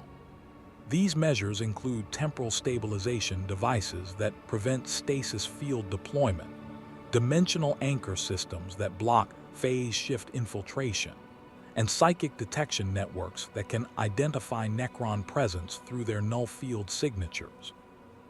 While these countermeasures cannot completely prevent Trazyn's acquisition attempts, they have forced him to adapt his methods and occasionally abandon high-priority targets when security measures prove too sophisticated to overcome efficiently. The Syrians' investigation has also revealed the extent of Trazyn's intelligence networks within Imperial space, identifying several compromised communication nodes and infiltrated servoskull populations that provide him with advanced warning about Imperial troop movements and strategic planning. The discovery of these penetration attempts has led to comprehensive security reviews across multiple sectors, resulting in improved counterintelligence protocols and enhanced screening procedures for mechanical devices operating within sensitive Imperial facilities. The Imperial response to Trazyn's activities extends beyond individual inquisitorial investigations to include coordinated military operations designed to locate and neutralize his operational bases. Battle Group Psi has conducted systematic sweeps of sectors where collector activity shows high concentration, deploying advanced sensor arrays and specialized detection equipment capable of identifying Necron energy signatures. These operations face significant challenges due to the vast scale of galactic space and Trazyn's ability to operate from hidden bases that exist partially outside normal space-time. The military approach to countering Trazyn involves establishing rapid response forces equipped with specialized anti-Necron weaponry and trained in counterinfiltration techniques. These units include Tempestus Scions equipped with advanced detection gear, Space Marine strike forces with experience fighting Necron opponents, and even limited deployment of Grey Knights when psychic phenomena suggest dimensional manipulation activities. The coordination between these diverse forces requires sophisticated command and control systems that can respond to collector incidents within hours, rather than the days or weeks typical of standard Imperial military responses.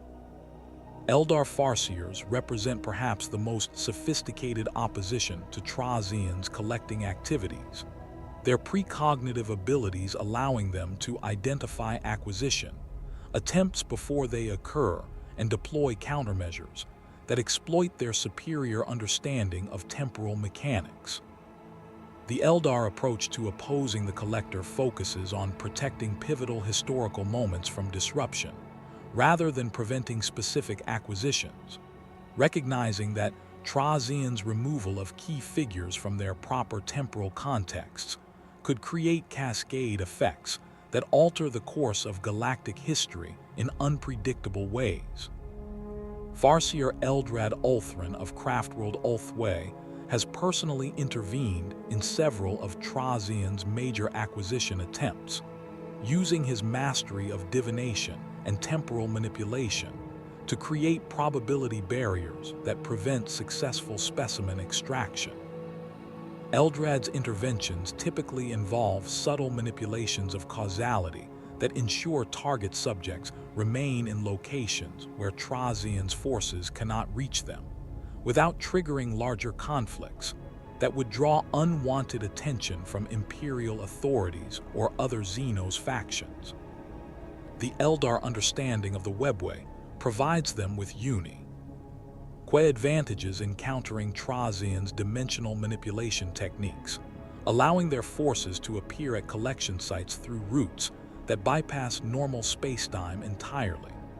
Striking Scorpion aspect warriors can emerge from webway gates positioned behind Necron lines, while Dark Reapers deploy from concealed position that provide perfect fields of fire against Trazyn's extraction teams.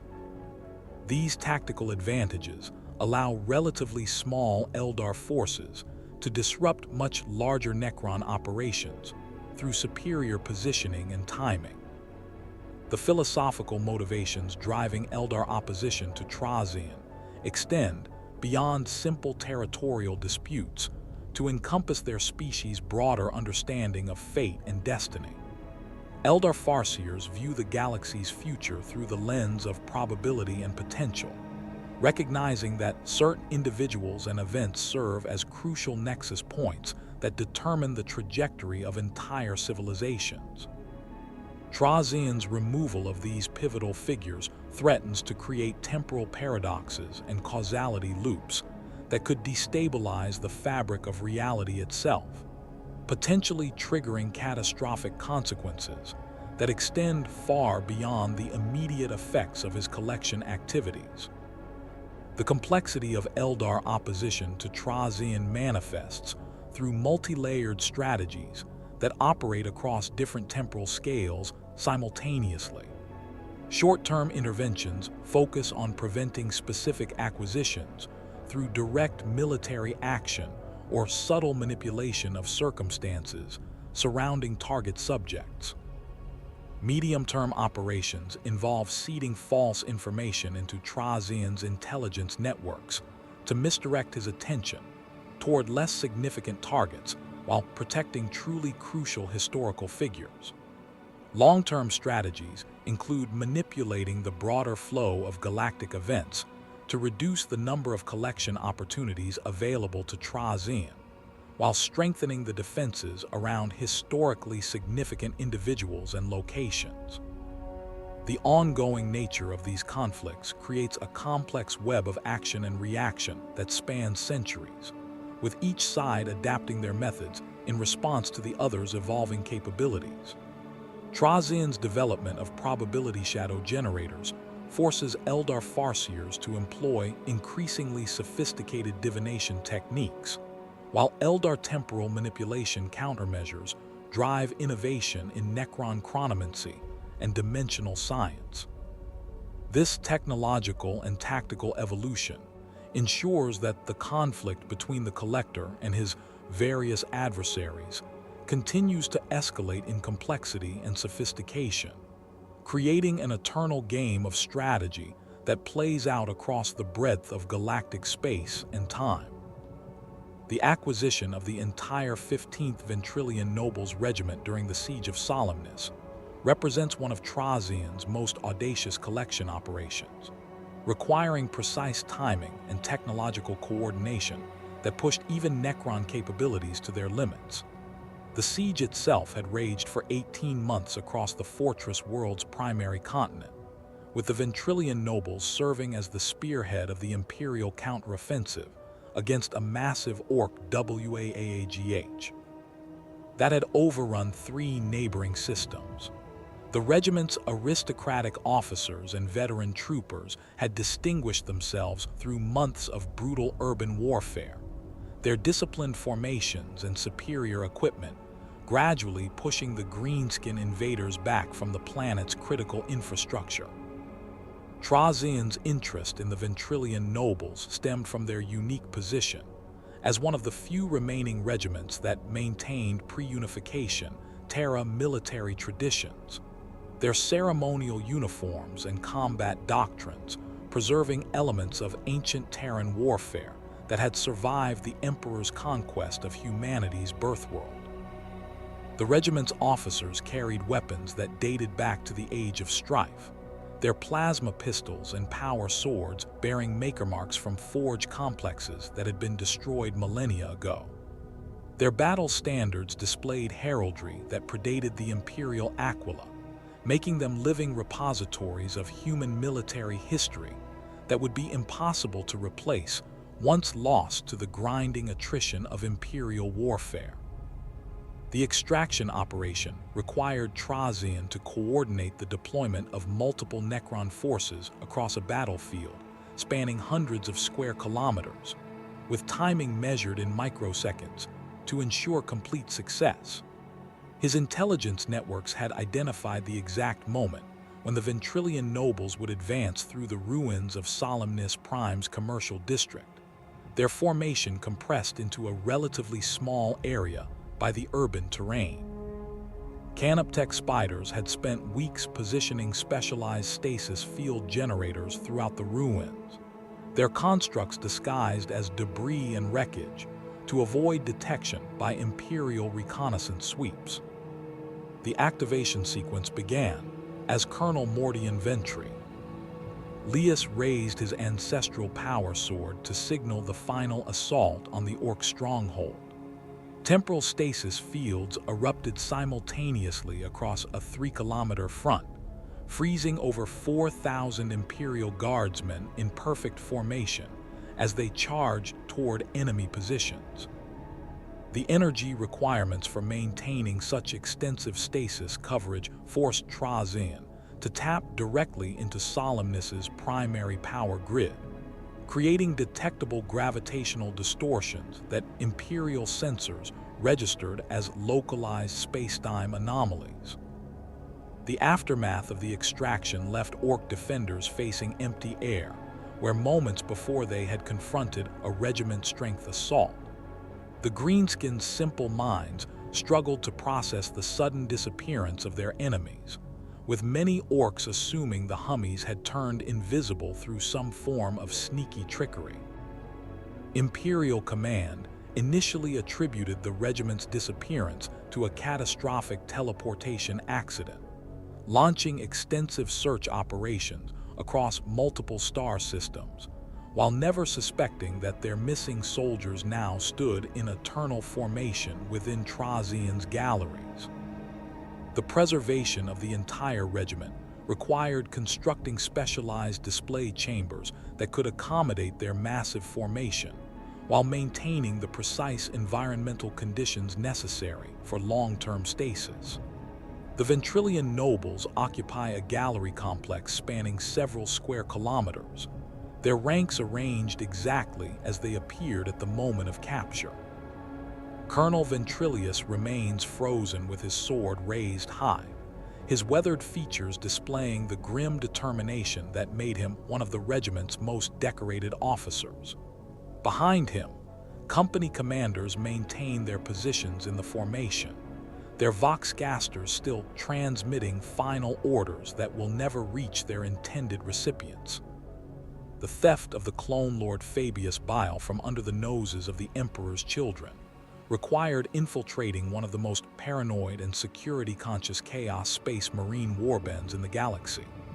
Bile's reputation for brilliant genetic manipulation and his tendency to disappear for decades at a time made him an irresistible target for Trazyn's collection, representing one of the few individuals whose scientific knowledge rivaled that of the ancient Necronter biotransference masters. The Clone Lord's mobile laboratories contained genetic samples from dozens of species, including several that had been considered extinct for millennia, making his capture a potential windfall for Trazyn's xenobiological specimens.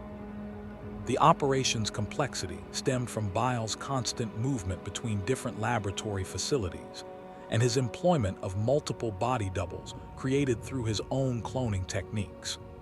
Trazyn's agents spent over 2 years tracking the real Fabius Bile through his network of hidden research stations, analyzing genetic markers and behavioral patterns to distinguish him from his artificial duplicates.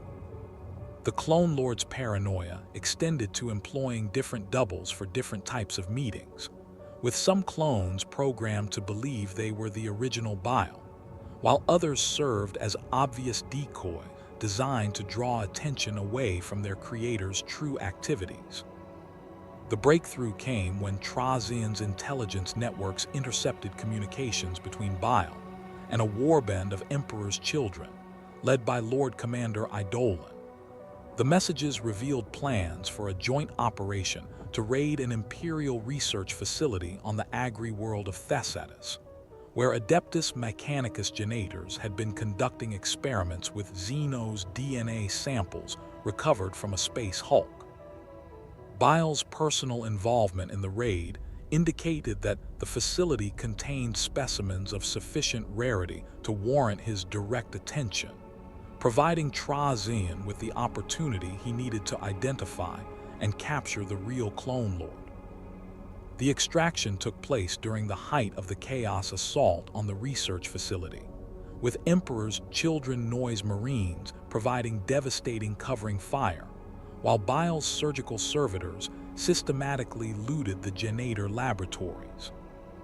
Trazyn's death marks had positioned themselves within the facility's lower levels, their hyperspace hunters modified with specialized neural disruptors designed to penetrate Bile's extensive cybernetic enhancements without causing permanent damage to his irreplaceable brain tissue. The assassins waited until Bile became isolated from his bodyguards while examining a particularly interesting genetic sample, then struck with coordinated precision that left the Clone Lord unconscious before his enhanced reflexes could respond. The substitution of a specially prepared duplicate prevented the Emperor's children from immediately discovering their allies' disappearance. Trazyn's technicians had spent months creating a perfect replica of Bile, using genetic samples obtained through previous encounters, programming NG the duplicate with enough of the original's knowledge and mannerism to maintain the deception during casual interactions. The false Bile accompanied the Emperor's children back to their fleet, where it would eventually be discovered and destroyed, but not before providing Trazyn with several additional weeks to complete the real Clone Lord's processing and installation within his galleries. Bile's preservation presented unique challenges due to his extensive cybernetic modifications and the various chemical enhancements that permeated his biological systems. The Clone Lord's body contained dozens of implanted devices designed to monitor and regulate his enhanced physiology, while his bloodstream carried a cocktail of stimulants and genetic modifiers that continued to affect his cellular structure, even under temporal stasis. Trazyn's technicians required multiple attempts to achieve stable stasis field parameters, with early efforts resulting in dangerous interactions between the temporal fields and Bile cybernetic systems. The final solution involved creating a hybrid preservation system that combined temporal stasis with specialized containment fields designed to isolate Bile's various augmentations from each other. The Clone Lord now exists within multiple overlapping stasis bubbles, each one maintaining different aspects of his enhanced physiology in perfect suspension. His consciousness remains active within the primary temporal field, while secondary fields prevent his cybernetic implants from attempting to interface with Solemnace's systems. The preservation chamber includes monitoring equipment that tracks the complex interactions between his biological and mechanical components, ensuring that the delicate balance maintaining his existence remains stable across the centuries.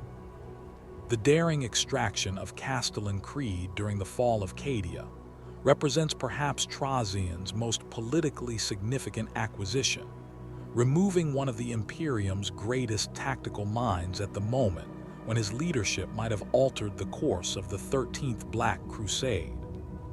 Creed's reputation as a master of defensive warfare and his intimate knowledge of Cadia's fortress systems made him an invaluable specimen for Trazyn's military history collection, while his disappearance at such a crucial moment created ripple effects that continue to influence Imperial military doctrine decades later. The extraction operation required Trazyn to deploy significant resources to Cadia during the planet's final hours, when Chaos forces under Abaddon the Despoiler had breached the planet's primary defense networks and begun their assault on the fortress world's command centers. The Overlord's forces had to navigate through active battlefields where Space Marines, Imperial Guard, and Chaos Space Marines engaged in desperate close-quarters combat, while Demon engines and Titan war machines exchanged fire across the planet's scarred landscape.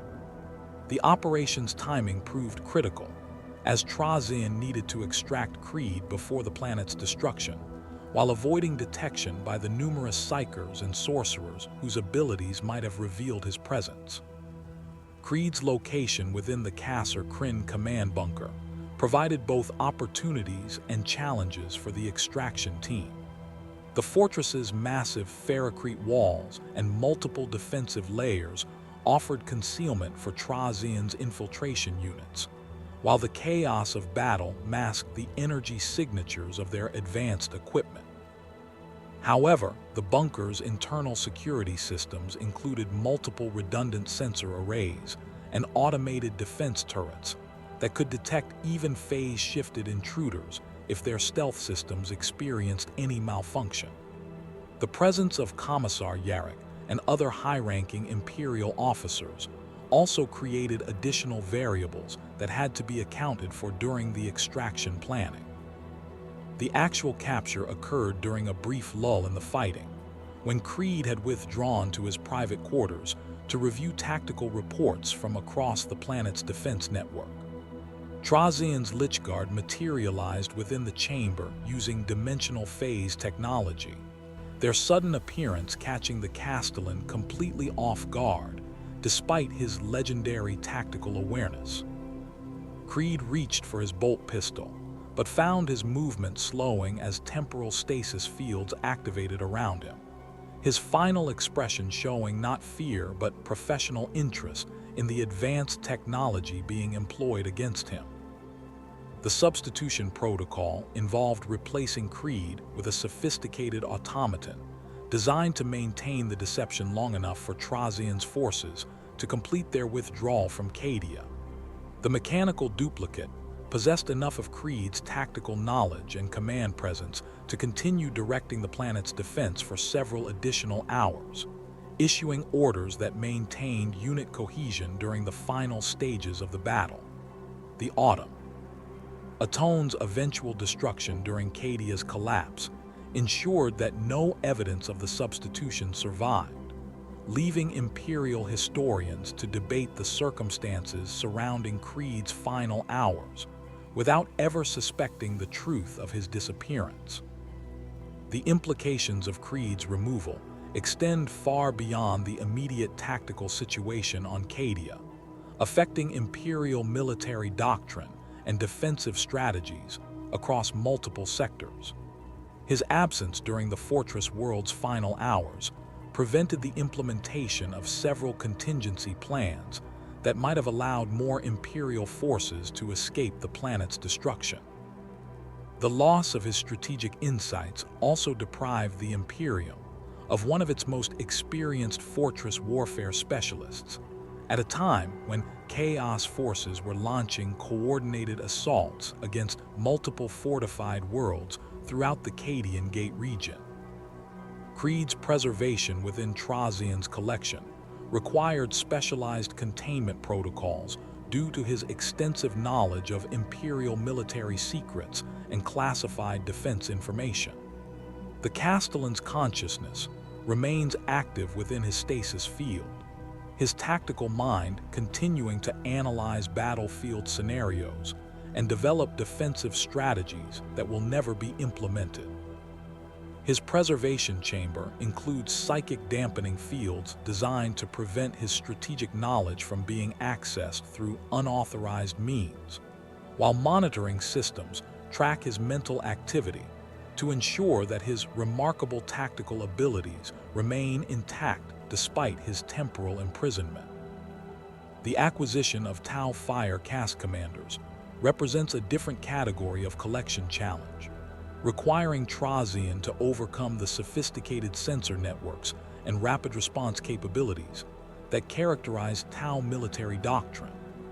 The Fire Caste's emphasis on technological superiority and coordinated combined arms tactics creates defensive systems that can detect and respond to infiltration attempts with remarkable efficiency.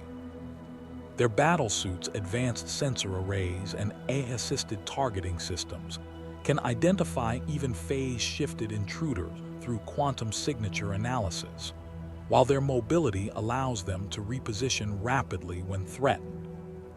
Commander Farsight proved to be one of Trazyn's most elusive targets, his tactical brilliance and deep understanding of combined warfare making him nearly impossible to approach during active combat operations.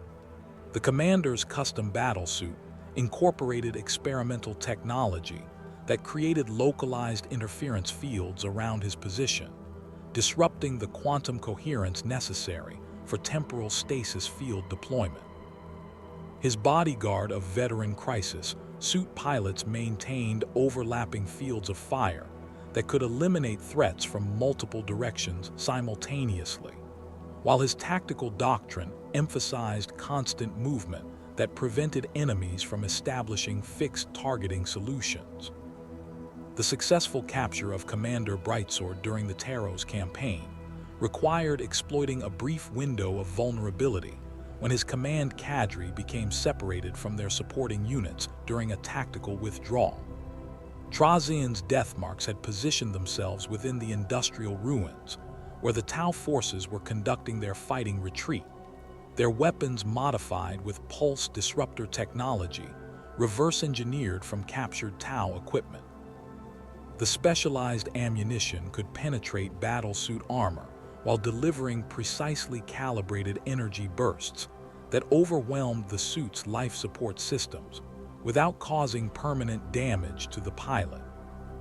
The extraction process involved capturing not only Commander Brightsword, but also his complete command cadre and their advanced battlesuits, creating a comprehensive display that demonstrates Tau military organization and technology at its peak effectiveness. The preservation of the battlesuits required specialized containment fields that maintain the delicate balance between their various technological systems, preventing power failures that might damage the suit's sensitive electronics, while ensuring that their AI systems remain dormant to avoid potential security breaches. Eldar Autarchs present the greatest challenge among Trazyn's Xenos acquisitions due to their psychic abilities and sophisticated understanding of probability and fate. These warrior leaders combine the tactical expertise of multiple aspect warrior paths with precognitive abilities that allow them to anticipate and counter most conventional attack strategies. Their warp spider aspect training provides them with personal teleportation capabilities that can instantly remove them from dangerous situations, while their swooping hawk experience grants them three-dimensional tactical awareness that makes ambush attempts extremely difficult to execute successfully. Autarch Melaniel of Craftworld Eyenden required a multi-phase operation spanning several years to achieve successful capture. Trazyn's initial attempts failed when the Autarch's precognitive abilities allowed her to anticipate and avoid his extraction teams, her foresight providing sufficient warning to implement evasive maneuvers that frustrated even the most sophisticated Necron hunting protocols. The breakthrough came when Trazyn realized that her divination abilities focused primarily on immediate tactical threats rather than long-term strategic planning, creating opportunities for patient approaches that developed over extended time periods. The successful extraction occurred during a joint Eldar operation against a Tyranid splinter fleet, when Melaniel's attention focused entirely on coordinating her forces against the immediate Xenos threat. Trazyn's agents had spent months positioning specialized probability-dampening fields throughout the battle zone, creating areas where the Autarch's precognitive abilities would be significantly reduced. The capture team struck during a moment when Melaniel was coordinating artillery strikes against Tyranid bioships, her consciousness focused on managing multiple tactical variables simultaneously rather than monitoring for potential threats to her personal safety. The preservation of Eldar Autarchs requires the most sophisticated containment protocols in Trazyn's collection due to their psychic sensitivity and the risk of their souls being consumed by Slaanesh upon death. The stasis fields maintaining these specimens include specialized psychic barriers that prevent their souls from being detected by chaos entities, while maintaining the neural activity necessary for consciousness preservation. The technical challenges involved in balancing these competing requirements have pushed Necron preservation technology to new levels of sophistication, creating hybrid systems that combine temporal manipulation with psychic science in ways that would have been impossible during the war in heaven. The acquisition of these legendary specimens has established Trazyn's reputation as the galaxy's most accomplished collector. His galleries containing examples of military excellence and historical significance that cannot be found anywhere else in the known universe.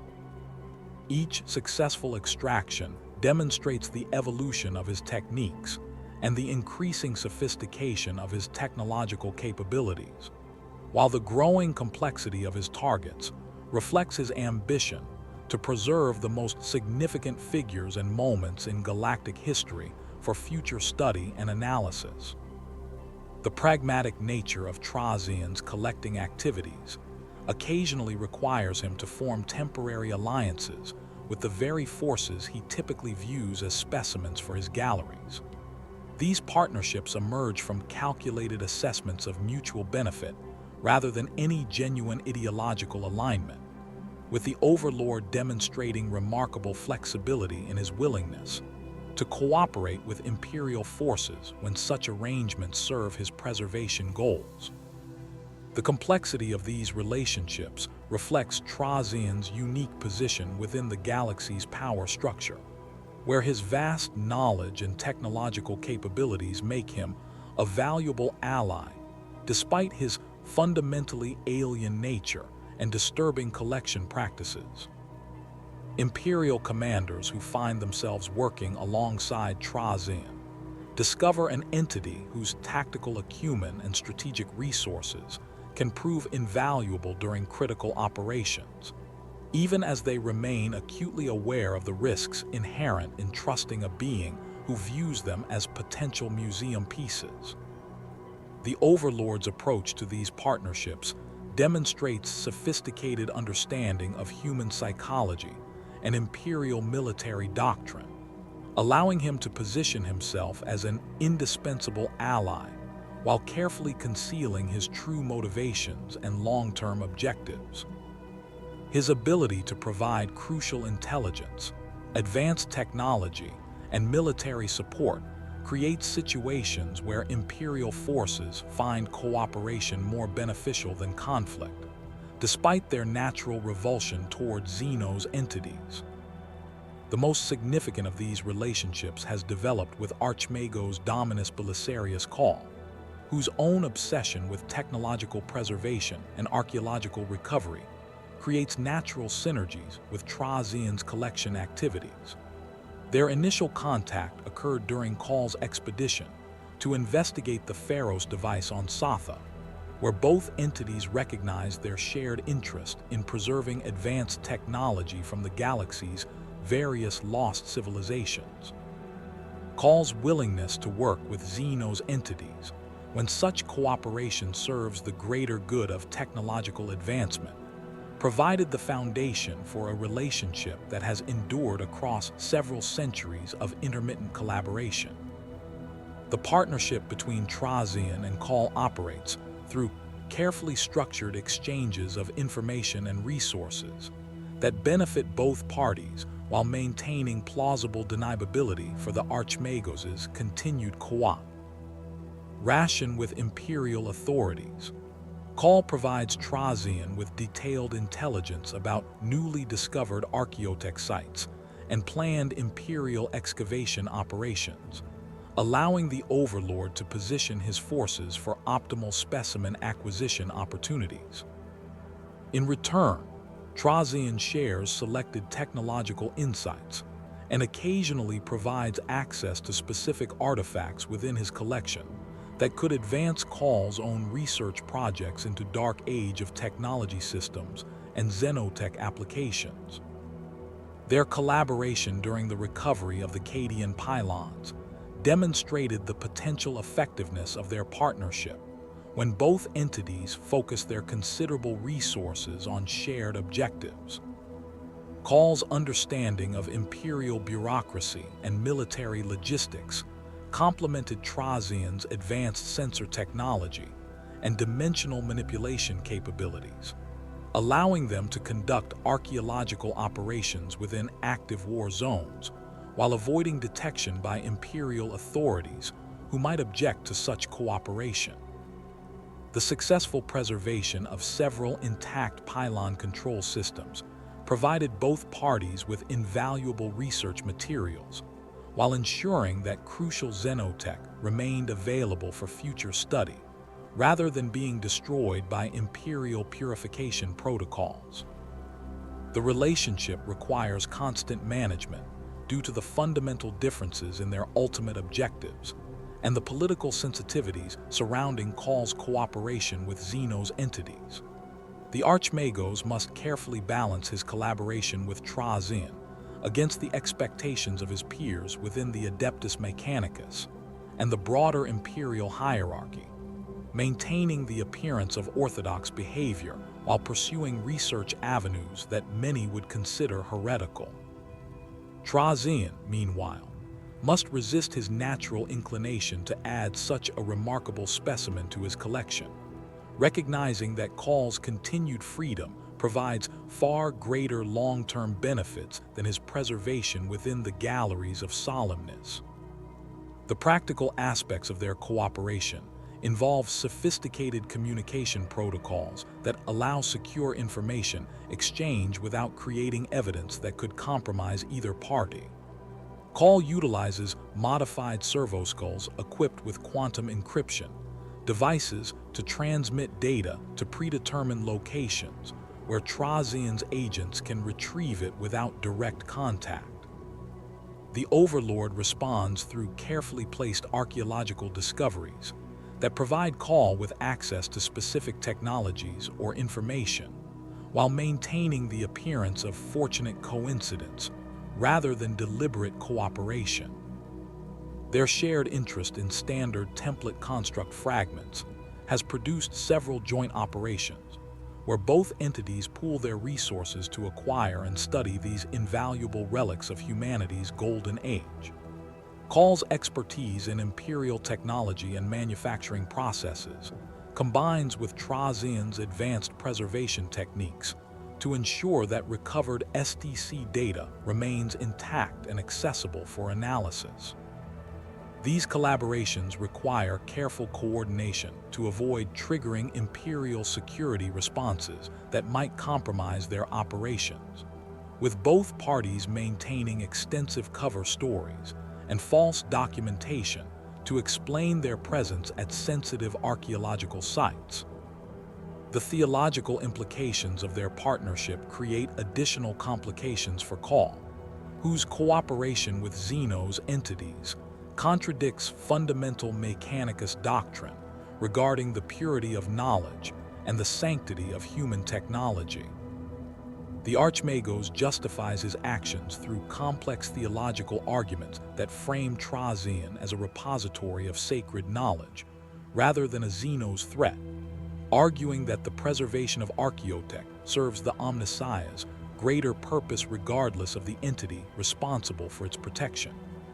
These rationalizations allow Call to maintain his position within the Mechanicus hierarchy, while continuing his collaboration with one of the galaxy's most accomplished preservationists.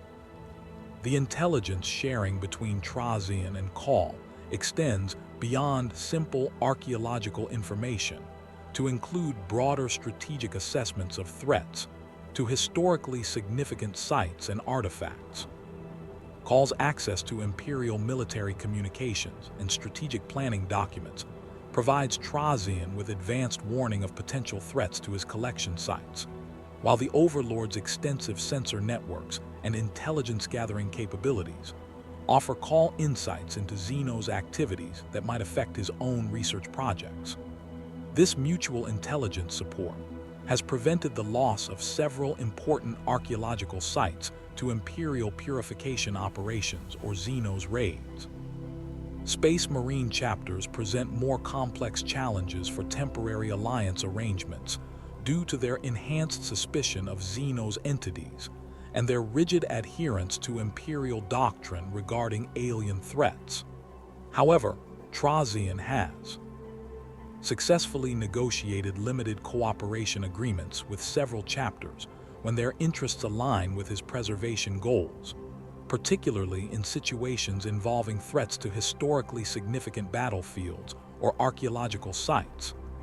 These partnerships require careful management of space marine psychology and tactical doctrine, with Trazyn positioning himself as a useful tool rather than an equal partner in their joint operations.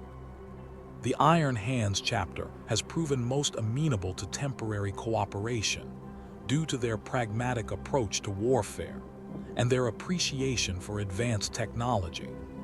Their willingness to employ any effective tool against the enemies of humanity creates opportunities for Trazyn to provide tactical support during operations that threat historically significant sites.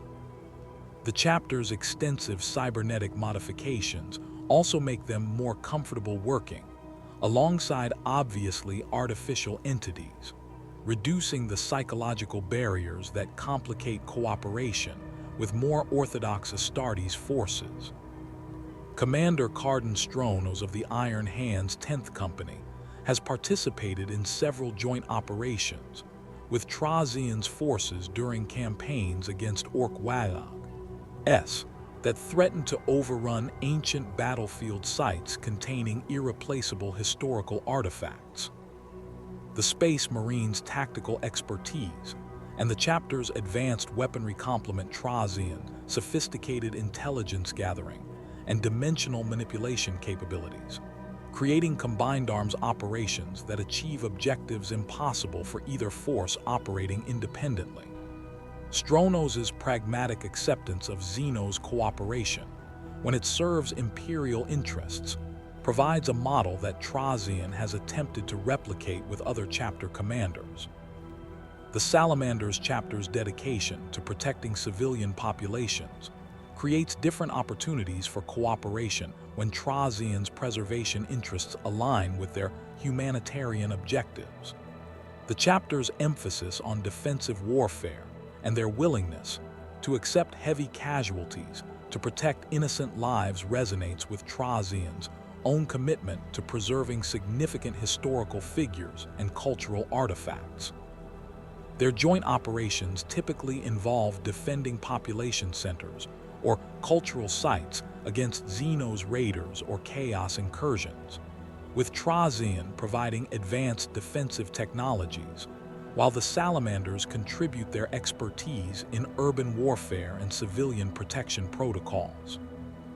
Captain Pelaz Mirzan of the Salamanders' 4th Company has worked alongside Trazyn's forces during the defense of the Shrine World Ophelia VII, where Chaos Raiders threatened to destroy ancient imperial monuments and religious artifacts dating back to the Great Crusade era.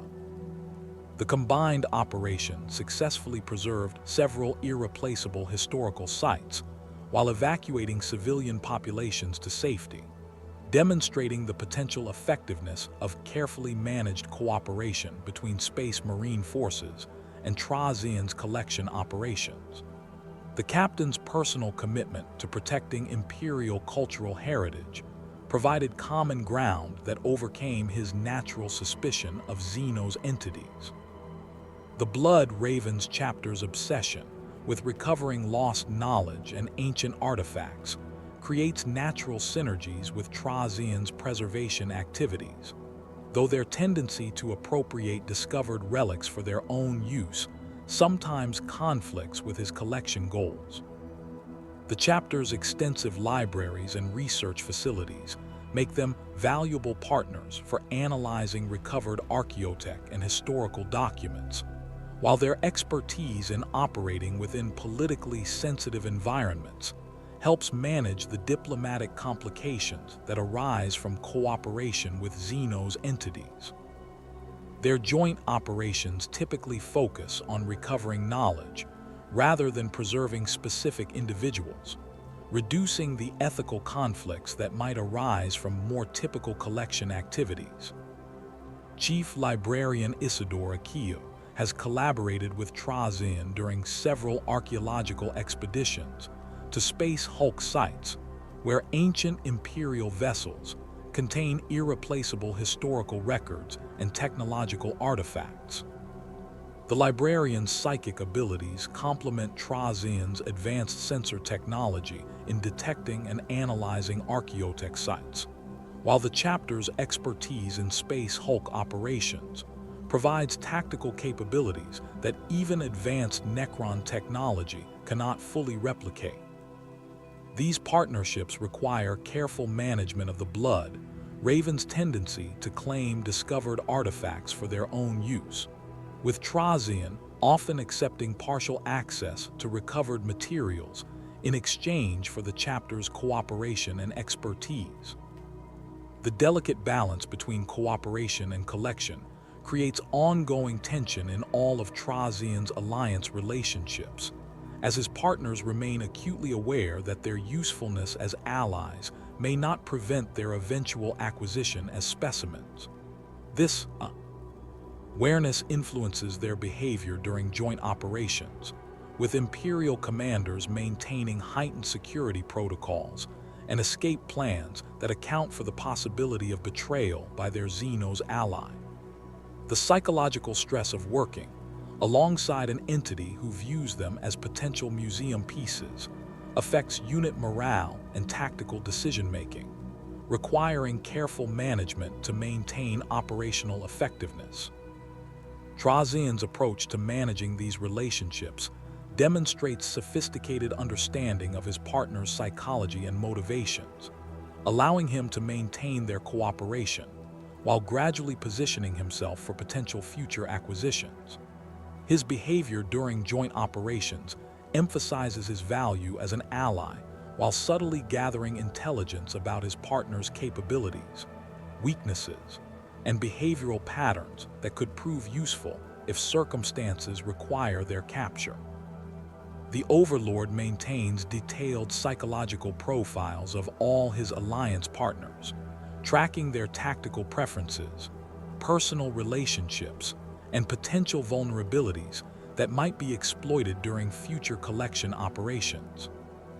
The technological exchanges that occur during these partnerships provide Trazyn with valuable insights into current Imperial and Space Marine capabilities, while offering his allies access to advanced Necron systems that can significantly enhance their operational effectiveness. These exchanges require careful management to prevent his partners from gaining too much understanding of Necron technology, while ensuring that provided assistance remains sufficient to maintain their cooperation. Trazyn typically provides limited access to specific technological applications rather than comprehensive system knowledge, maintaining his technological advantages while demonstrating his value as an ally. The intelligence gathered through these partnerships significantly enhances Trazyn's understanding of Imperial military doctrine, Space Marine tactics, and Adeptus Mechanicus research priorities, providing crucial information for planning future collection operations. His allies' trust in his cooperation allows him to observe their decision-making processes, command structures, and operational procedures from privileged positions that would be impossible to achieve through conventional intelligence-gathering methods.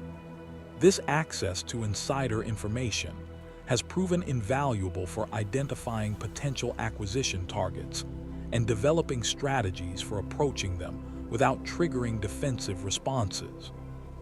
The long-term implications of these alliance relationships extend beyond their immediate tactical benefits to influence Trazyn's broader strategic planning and collection priorities. His growing understanding of Imperial culture and military psychology informs his approach to future acquisitions, while his demonstrated ability to work cooperatively with human forces creates opportunities for more sophisticated collection operations that exploit trust rather than relying purely on technological superiority. The relationships also provide him with potential leverage in negotiations with Imperial authorities, as his partner's dependence on his assistance creates political complications that might prevent aggressive responses to his collection activities. The relationship between temporary alliances and Trazyn's ultimate collecting goals creates a complex philosophical framework that reveals the fundamental contradictions at the heart of his existence. While he demonstrates remarkable pragmatism in working alongside the very beings he considers potential specimens, these partnerships expose deeper questions about his true motivations and the nature of his preservation obsession. The Overlord views himself as the galaxy's ultimate historian, a role that transcends simple academic interest to become a sacred duty that justifies any action necessary to preserve significant moments and figures from the relentless entropy of galactic warfare. Trazyn's belief in his historical mission stems from his unique perspective as one of the few beings in the galaxy capable of maintaining perfect memory across geological timescales. Unlike organic historians whose lifespans limit their ability to witness and record long-term historical patterns, his Necron physiology allows him to observe the rise and fall of entire civilizations with the detached objectivity of an immortal observer.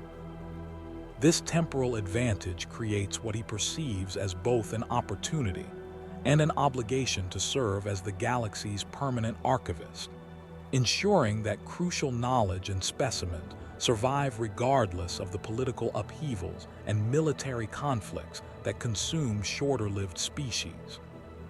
The Overlord's conception of historical preservation extends far beyond simple record-keeping to encompass the physical preservation of living beings, artifacts, and even entire environments that represent significant moments in galactic development. His galleries contain not merely static displays but dynamic tableaus that capture the essence of historical moments in ways that traditional documentation cannot achieve. A preserved Space Marine captain provides insights into Astartes' psychology, tactical doctrine, and genetic enhancement that no written record could convey with equal accuracy. An intact Orc warboss offers direct access to greenskin social dynamics and military organization that remains impossible to study through conventional archaeological methods. This philosophy of active preservation creates an inevitable conflict between Trazyn's role as historian and his impact on the events he seeks to document. Each acquisition removes a potentially significant figure from their historical context, creating ripple effects that alter the very timeline he claims to preserve. The removal of Castellan Creed during the fall of Cadia demonstrates this paradox clearly, as his absence changed the course of the battle in ways that continue to influence Imperial military doctrine decades later. Trazyn's preservation efforts become acts of historical vandalism that destroy the context they seek to document, even as they ensure the physical survival of individual specimens. The Overlord's response to this philosophical contradiction reveals the alien nature of his thought processes and his fundamental disconnection from organic concepts of ethics and causality. He views historical events as discrete phenomena that can be preserved independently of their broader contexts, treating individual figures and moments as specimens that retain their significance regardless of their removal from the timeline. This reductionist approach allows him to rationalize his collection activities as pure preservation, while ignoring their destructive impact on the historical processes he claims to value. His treatment of living beings as historical artifacts rather than sentient creatures with inherent rights represents perhaps the most disturbing aspect of his preservation philosophy. Trazyn demonstrates complete indifference to the suffering his collection methods inflict, viewing the psychological trauma experienced by his specimens as irrelevant side effects that pale in comparison to their historical value. The consciousness preserved within his stasis fields becomes merely another data point to be maintained, rather than evidence of ongoing torture that would horrify any civilization possessed of moral sensibilities. The Overlord's justifications for this treatment reveal a utilitarian calculus that prioritizes collective benefit over individual autonomy, though his definition of collective benefit remains entirely self-determined. He argues that the preservation of historically significant individuals serves the greater good of galactic knowledge, ensuring that future scholars will have access to primary sources that would otherwise be lost to warfare and time. This reasoning transforms his collection activities into acts of public service that benefit all sentient species, regardless of their unwillingness to participate in his preservation efforts. The alien nature of Necron psychology becomes evident in Trazyn's complete inability to comprehend organic concepts of consent and personal autonomy. His thought processes operate according to logical frameworks that treat sentient beings as complex biological machines whose historical significance outweighs any preferences they might express about their own fate. The concept that individuals possess inherent rights that supersede their utility as historical specimens remains entirely foreign to his mental architecture, creating a moral blindness that allows him to commit atrocities while genuinely believing he serves a noble purpose. This philosophical framework creates particular tensions when applied to his temporary alliance relationships, where Trazyn must balance his preservation instincts against the practical benefits of continued cooperation. His partners represent some of the most historically significant figures he has encountered, their tactical brilliance and cultural importance making them irresistible targets for his collection efforts. However, their continued freedom provides ongoing access to intelligence, resources, and capabilities that prove more valuable than their static preservation within his galleries. This calculation forces him to suppress his collecting instincts in favor of long-term strategic planning, though the temptation to acquire such remarkable specimens creates constant internal tension. The contradiction between preservation and destruction becomes most apparent when examining Trazyn's role within the broader Necron species and their galaxy-spanning genocidal campaign. His collecting activities exist within the context of a civilization dedicated to eliminating all organic life in the galaxy, viewing younger races as temporary infestations that muse to be eradicated to restore Necron dominance. The Silent King's great work envisions a galaxy cleansed of biological contamination, where Necron dynasties rule over sterile worlds populated only by their own immortal legions and mechanical servants.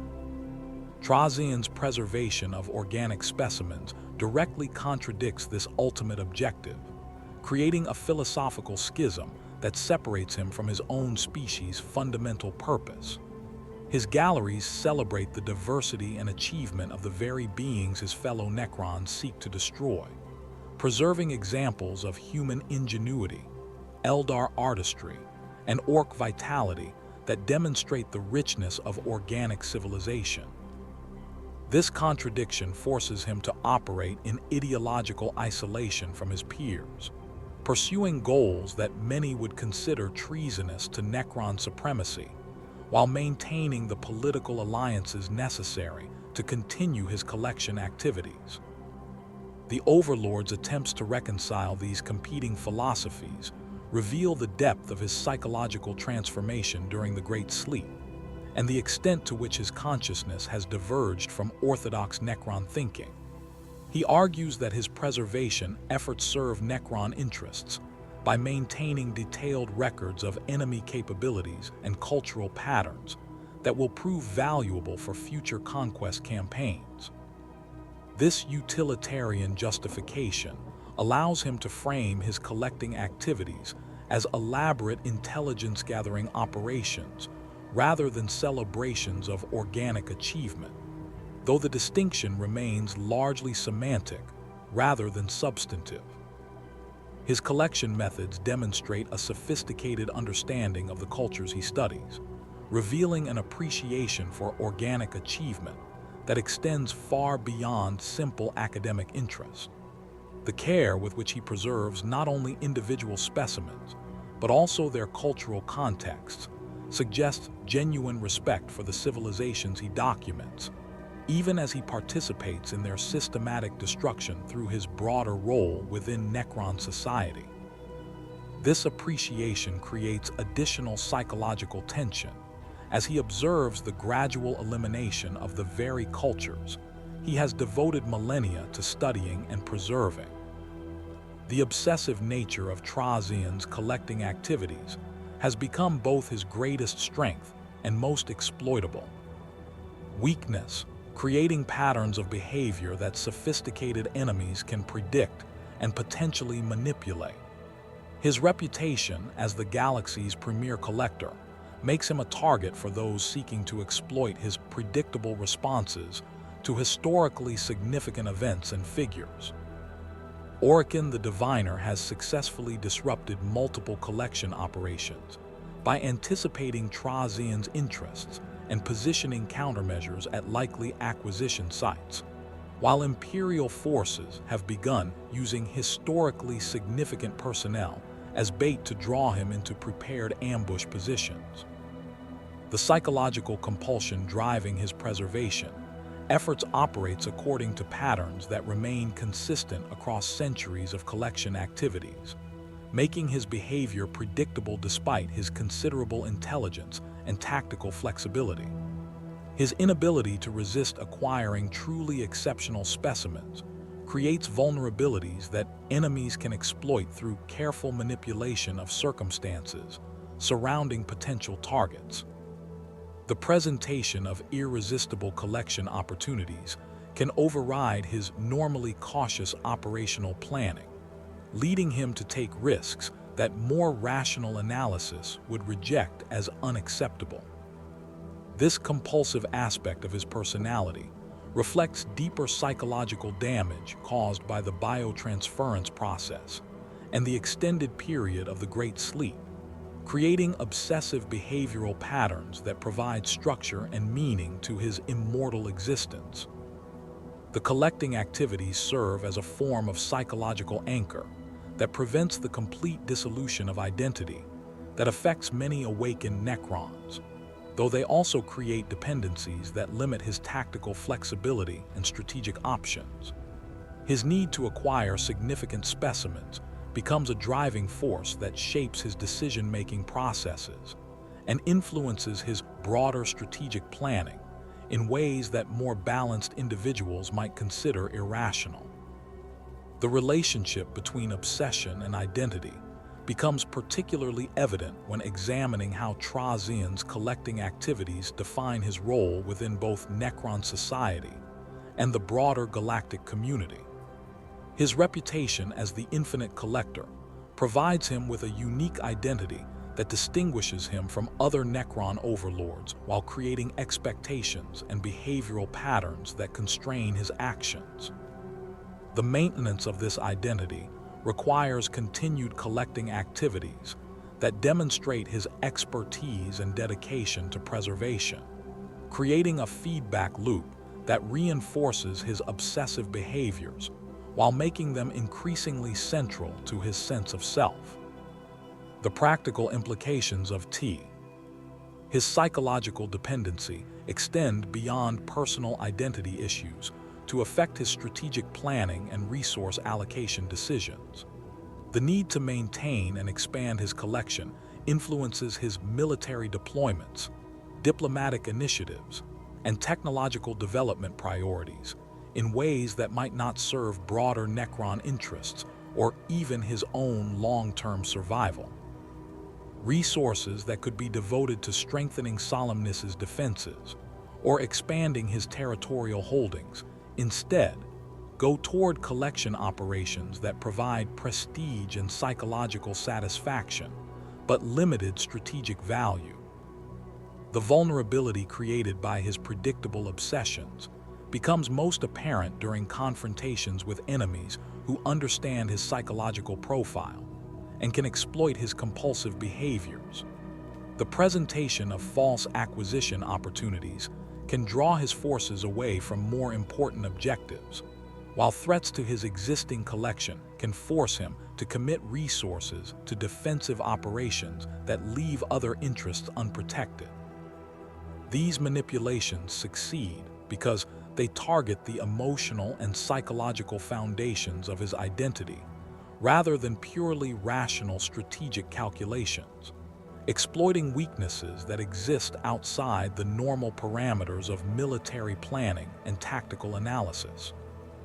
The long-term sustainability of Trazyn's preservation philosophy faces challenges from both external threats and internal contradictions that may eventually force fundamental changes in his approach to collection activities.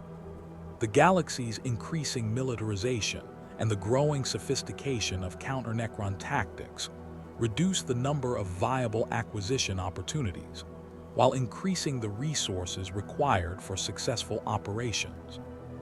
Simultaneously, the expanding scope of his collection creates logistical and security challenges that strain even his considerable technological capabilities and resource base.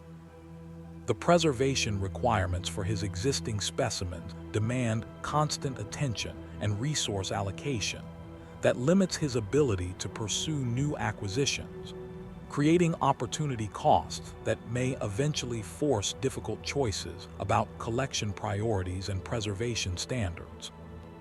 The maintenance of thousands of individual stasis fields requires enormous energy expenditure and technological oversight that diverts resources from other activities, while the security requirements for protecting such valuable specimens create defensive obligations that limit his operational flexibility and strategic mobility. The most glaring failure in Trazyn's millennia-spanning collection career remains his inability to capture Abaddon the Despoiler during the 13th Black Crusade, despite having positioned himself perfectly to acquire the War Master of Chaos at the moment of his greatest triumph. The Overlord had spent decades analyzing Abaddon's tactical patterns and psychological profile, identifying the precise moment when the Chaos Lord would be most vulnerable to capture, the brief period following Cadia's destruction, when even the Despoiler would be momentarily overwhelmed by the magnitude of his achievement. Trazyn's forces had infiltrated the bridge of the Vengeful Spirit itself, their phase shift generators allowing them to bypass the vessel's extensive defensive systems and demon-touched wards. The extraction attempt failed not due to technological limitations or tactical miscalculation, but because of Abaddon's own paranoid nature and the protective influence of the Chaos Gods themselves. The War Master's centuries of experience with assassination attempts had honed his instincts to supernatural levels, allowing him to detect the subtle dimensional distortions created by Necron phase shift technology, even while celebrating his victory over the Fortress world. His immediate response involved activating a demon weapon whose warp-touched energies created violent interference with Trazyn's stasis field generators, preventing the temporal locks from achieving stable containment around their target. The intervention of Belakar, the first demon prince, proved decisive in thwarting the acquisition attempt. The ancient demon's mastery of shadow and illusion created false probability threads that confused Trazyn's tactical calculations, while his intimate knowledge of chaos technology allowed him to identify and counter the Necron infiltration before it could reach completion. Belakar's personal interest in protecting Abaddon stemmed from his own schemes for manipulating the War Master, making the Demon Prince a formidable opponent whose motivations aligned perfectly with preventing Trazyn's success. The failed capture of Abaddon created cascading effects that continue to frustrate Trazyn's collection efforts within chaos-controlled territory. The War Master's awareness of Necron infiltration capabilities has led to enhanced security protocols throughout the Black Legion fleet, with demon-touched sends, ores and warp-based detection systems that can identify phase-shifted intruders before they achieve optimal positioning. These countermeasures have been shared with other Chaos warbands, creating a network of defensive measures that significantly complicates future acquisition attempts against high-value Chaos targets. The psychological impact of this failure weighs heavily on Trazyn's consciousness, representing not merely a tactical defeat, but a fundamental challenge to his identity as the galaxy's supreme collector. Abaddon's significance as the architect of Cadia's fall and the leader of the largest Chaos force in the galaxy makes him an irreplaceable specimen whose absence from the collection creates a glaring gap in its historical completeness. The Overlord's obsessive nature transforms this failure into a persistent source of frustration that influences his strategic planning and resource allocation decisions, with significant assets devoted to developing new approaches for acquiring the War Master, despite the obvious risks and resource costs involved. Eldrad Ulthrin of Craftworld Ulthwé represents another legendary figure whose capture has eluded Trazyn despite multiple carefully planned attempts spanning several centuries. The ancient Farseer's mastery of divination and probability manipulation creates unique challenges that go far beyond the typical difficulties associated with acquiring Eldar targets. Eldrad's precognitive abilities operate on temporal scales that match Trazyn's own planning horizons, allowing him to perceive and counter acquisition attempts decades before they reach execution phase.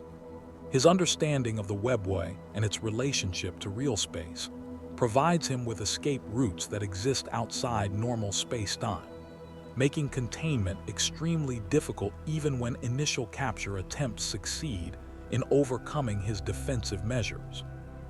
The closest Trazyn came to acquiring Eldrad occurred during the Farseer's intervention in the 13th Black Crusade, when the ancient Eldar's attention focused entirely on manipulating probability threads to influence the conflict's outcome.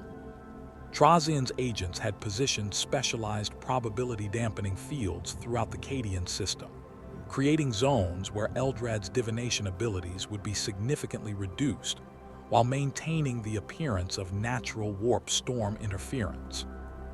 The extraction team successfully penetrated the Farseer's personal defenses and began deployment of temporal stasis fields around his position aboard a Craftworld vessel operating within the system's outer reaches. The capture attempt failed when Eldrad's contingency planning proved more sophisticated than Trazyn's intelligence gathering had revealed. The Farseer had prepared multiple temporal escape routes that activated automatically when his life signs indicated imminent capture, creating a cascade of probability shifts that transported him through several alternate timeline branches before depositing him safely within Ulthwé's core chambers. The escape mechanism left behind only a sophisticated psychic construct designed to maintain the appearance of successful capture long enough for the real Eldrad to implement broader countermeasures against future Necron acquisition attempts. The failure to capture Eldrad has had significant strategic implications beyond the immediate disappointment of losing such a valuable specimen. The Farseer's intimate knowledge of Trazyn's capabilities and methods, gained through their multiple confrontations, has allowed him to develop comprehensive countermeasures that protect not only himself, but other high-value Eldar targets throughout the galaxy. Eldrad's warnings to other craftworlds have resulted in enhanced security protocols and specialized training programs that significantly complicate Necron infiltration attempts within Eldar-controlled territory. Phoenix Lord Asurman, the Hand of Asurian and founder of the Aspect Warrior tradition, has proven equally elusive despite representing one of the most historically significant figures in the galaxy. His status as the first and greatest of the Phoenix Lords makes him an irresistible target for Trazyn's collection, representing a direct link to the Eldar's ancient past and the development of their post-fall military doctrine. However, Asurman's millennia of combat experience and his unique relationship with the concept of death itself create acquisition challenges that transcend normal tactical considerations. The Phoenix Lord's ability to transfer his consciousness between different physical incarnations complicates any attempt at permanent capture, as destroying his current body simply triggers his resurrection within a new host rather than achieving specimen preservation. Trazyn's attempts to capture Asurman alive have been frustrated by the Phoenix Lord's willingness to trigger his own death rather than submit to capture, while efforts to acquire his iconic armor and weapons have failed due to their psychic bonds with his consciousness. The armor itself demonstrates quasi-sentient behavior that actively resists separation from its intended wearer, creating additional technical challenges for any acquisition attempt.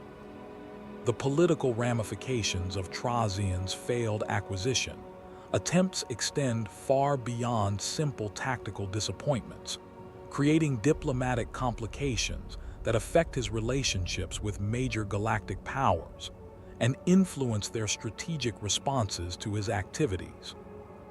The Imperium's growing awareness of his collection methods has led to the development of specialized counter-Necron protocols within multiple military organizations, while his failures against high-profile targets have emboldened other enemies to attempt similar resistance techniques.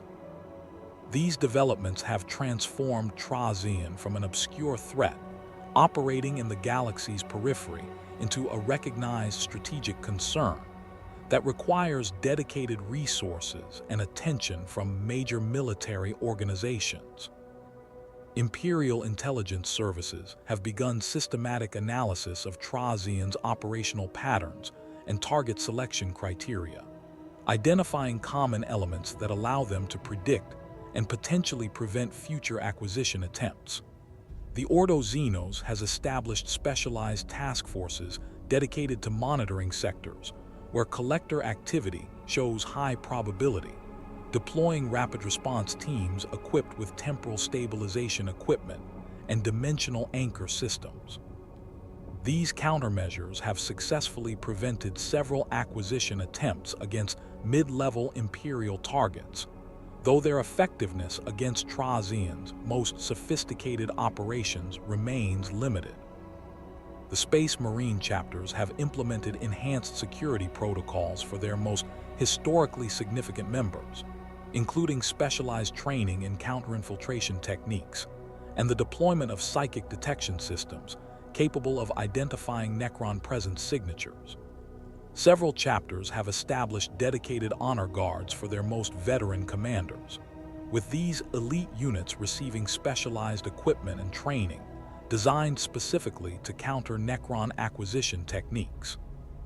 The Blood Angels have gone so far as to develop contingency plans for the potential capture of their chapter master, including protocols for tracking and recovery operations that could theoretically penetrate even Necron stasis technology.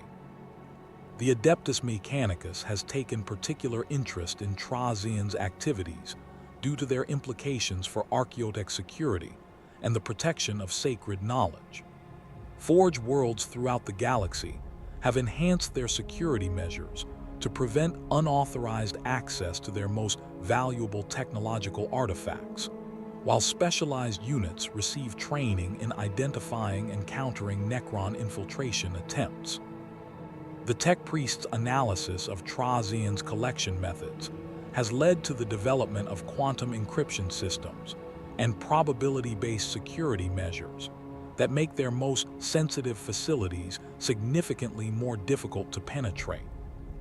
The most significant security breach in Trazyn's collection occurred when a group of preserved Imperial fists managed to escape from their stasis fields during a power fluctuation caused by orbital bombardment from an attacking Orc fleet. The Space Marines' enhanced physiology and mental conditioning allowed them to maintain consciousness during the brief period when their temporal containment failed, providing them with the opportunity to assess their situation and implement escape procedures before backup systems could restore full stasis coverage. Captain Darneth Lysander led the breakout attempt. His tactical expertise and intimate knowledge of Imperial Fist doctrine, allowing him to coordinate his battle brothers' efforts despite the disorienting effects of their prolonged temporal imprisonment. The escaped Space Marines' knowledge of Solemnace's internal layout and security systems, gained through their periods of consciousness within the stasis fields, allowed them to navigate the Tomb World's labyrinthine gallery networks while avoiding the majority of its automated defenses. Their power armor systems had maintained partial functionality during stasis, providing them with limited mobility and communication capabilities that proved crucial for coordinating their escape attempt. The Marines successfully reached one of Solemnace's surface installations before Canoptech security forces could organize an effective response, though their ultimate fate remains unclear as they disappeared into the Tomb World's defensive perimeter during the ongoing Orc assault. The security implications of this escape forced Trazyn to implement comprehensive reviews of his preservation protocols and containment systems, leading to significant upgrades in stasis, field technology, and monitoring capabilities. The incident revealed fundamental vulnerabilities in his temporal containment methods, particularly regarding subjects with enhanced physiology or specialized training in resistance techniques. New security measures include multiple redundant stasis generators for high-value specimens, continuous monitoring of neural activity levels, and automated containment protocols that can maintain specimen security even during major system failures. The manhunt for the escaped Imperial Fists consumed significant resources and revealed additional weaknesses in Solemnace's internal security arrangements. Canoptech constructs proved inadequate for tracking targets with intimate knowledge of the facility's layout and defensive blind spots, while the Tomb World's labyrinthine structure provided numerous concealment opportunities that frustrated systematic search efforts. The incident forced Trazyn to acknowledge that his preservation methods created potential security risks that extended beyond simple containment failures, to include the possibility of his specimens gaining actionable intelligence about his operations and capabilities. The psychological impact of successful escapes on Trazyn's remaining specimens has created additional management challenges that require constant attention and resource allocation. Word of successful breakout attempts spreads through the collection despite the isolation of individual stasis fields, creating hope and determination among preserved subjects that manifests as increased resistance to containment protocols. The knowledge that escape remains possible, however remote, provides psychological anchors that help maintain identity coherence while simultaneously making specimens more likely to attempt their own breakout efforts during system vulnerabilities. These escape attempts have revealed the extent to which Trazyn's preserved subjects retain their original personalities and motivations despite their temporal imprisonment. Space Marines continue to plan tactical operations and maintain unit cohesion, even while individually contained in separate stasis fields, while Imperial Guard officers attempt to coordinate resistance efforts through subtle communication methods that exploit minor fluctuations in their containment systems. The preservation of consciousness that Trazyn considers essential for his specimen's historical value also ensures that they remain active threats to collection security, who require constant monitoring and countermeasures. The failure to recapture escaped specimens has forced Trazyn to confront the limitations of his collection philosophy and the practical challenges of maintaining such an extensive preservation operation. Each successful escape represents not only the loss of a valuable specimen, but also a potential intelligence breach that could compromise future acquisition operations. Escaped subjects carry detailed knowledge of Necron technology, facility layouts, and operational procedures that could prove invaluable to enemy forces seeking to counter his activities or launch direct assaults against Solemnace itself. The development of counter-escape protocols has become a major focus of Trazyn's technological research efforts, with specialized teams of cryptechs working to develop improved containment systems that can maintain specimen security while preserving the consciousness levels necessary for historical authenticity. These efforts have produced hybrid stasis systems that combine temporal manipulation with psychic dampening fields and neural interface technology, creating multi-layered containment that addresses both physical and mental escape attempts. However, the complexity of these new systems creates additional potential failure points that could be exploited by sufficiently determined or knowledgeable subjects. The resource costs associated with preventing escapes and recapturing lost specimens have begun to affect Trazyn's ability to pursue new acquisitions, creating opportunity costs that force difficult decisions about collection priorities and security investments. The allocation of significant assets to containment security reduces the resources available for intelligence gathering, infiltration operations, and the technological development necessary to counter increasingly sophisticated enemy countermeasures. This resource competition has forced Trazyn to become more selective in his acquisition targets, focusing on specimens whose historical value justifies the security risks and maintenance costs they represent. The failures and escapes that mark Trazyn's collection career serve to fuel his obsession rather than diminish it, transforming each setback into motivation for more elaborate and sophisticated acquisition schemes. The psychological impact of these failures creates a feedback loop that drives increasingly risky operations and resource commitments, as the Overlord's compulsive nature demands that he overcome the challenges that have frustrated his previous efforts. This escalating commitment to collection activities has begun to affect his broader strategic planning and his relationships with other Necron nobles, who view his growing obsession with concern and occasionally open criticism. The development of more sophisticated acquisition methods in response to previous failures has led to technological innovations that advance Necron science while creating new operational capabilities for future collection efforts.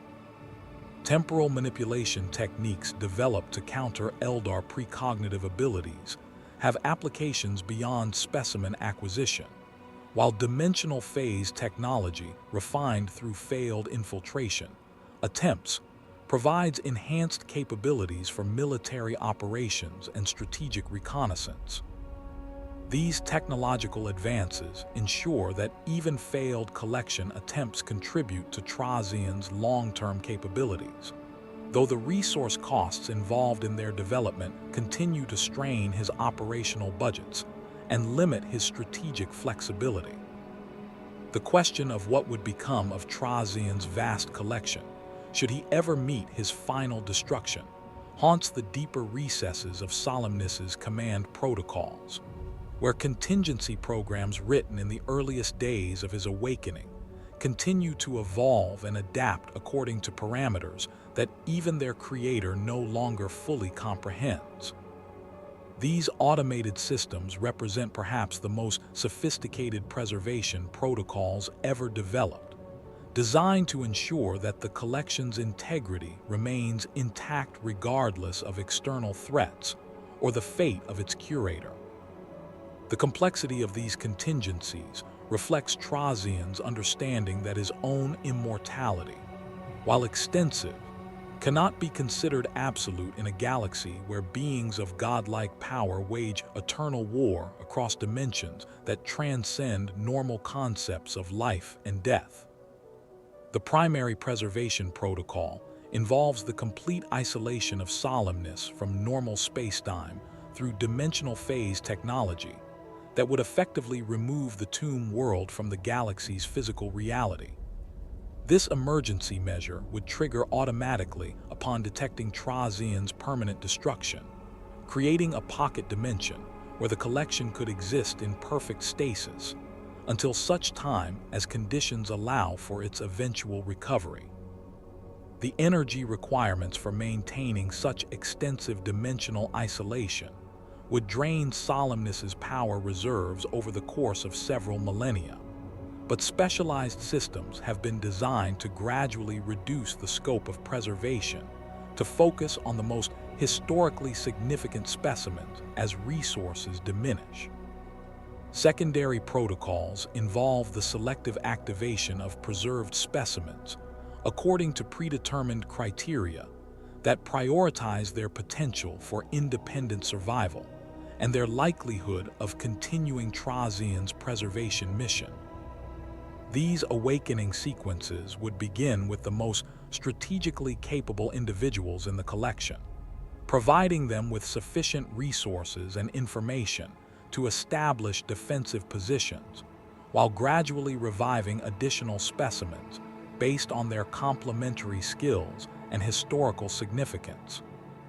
The resulting community of awakened beings would represent a cross-section of galactic civilization, unlike anything that has ever existed, bringing together heroes and villains from across the millennia in a shared struggle for survival.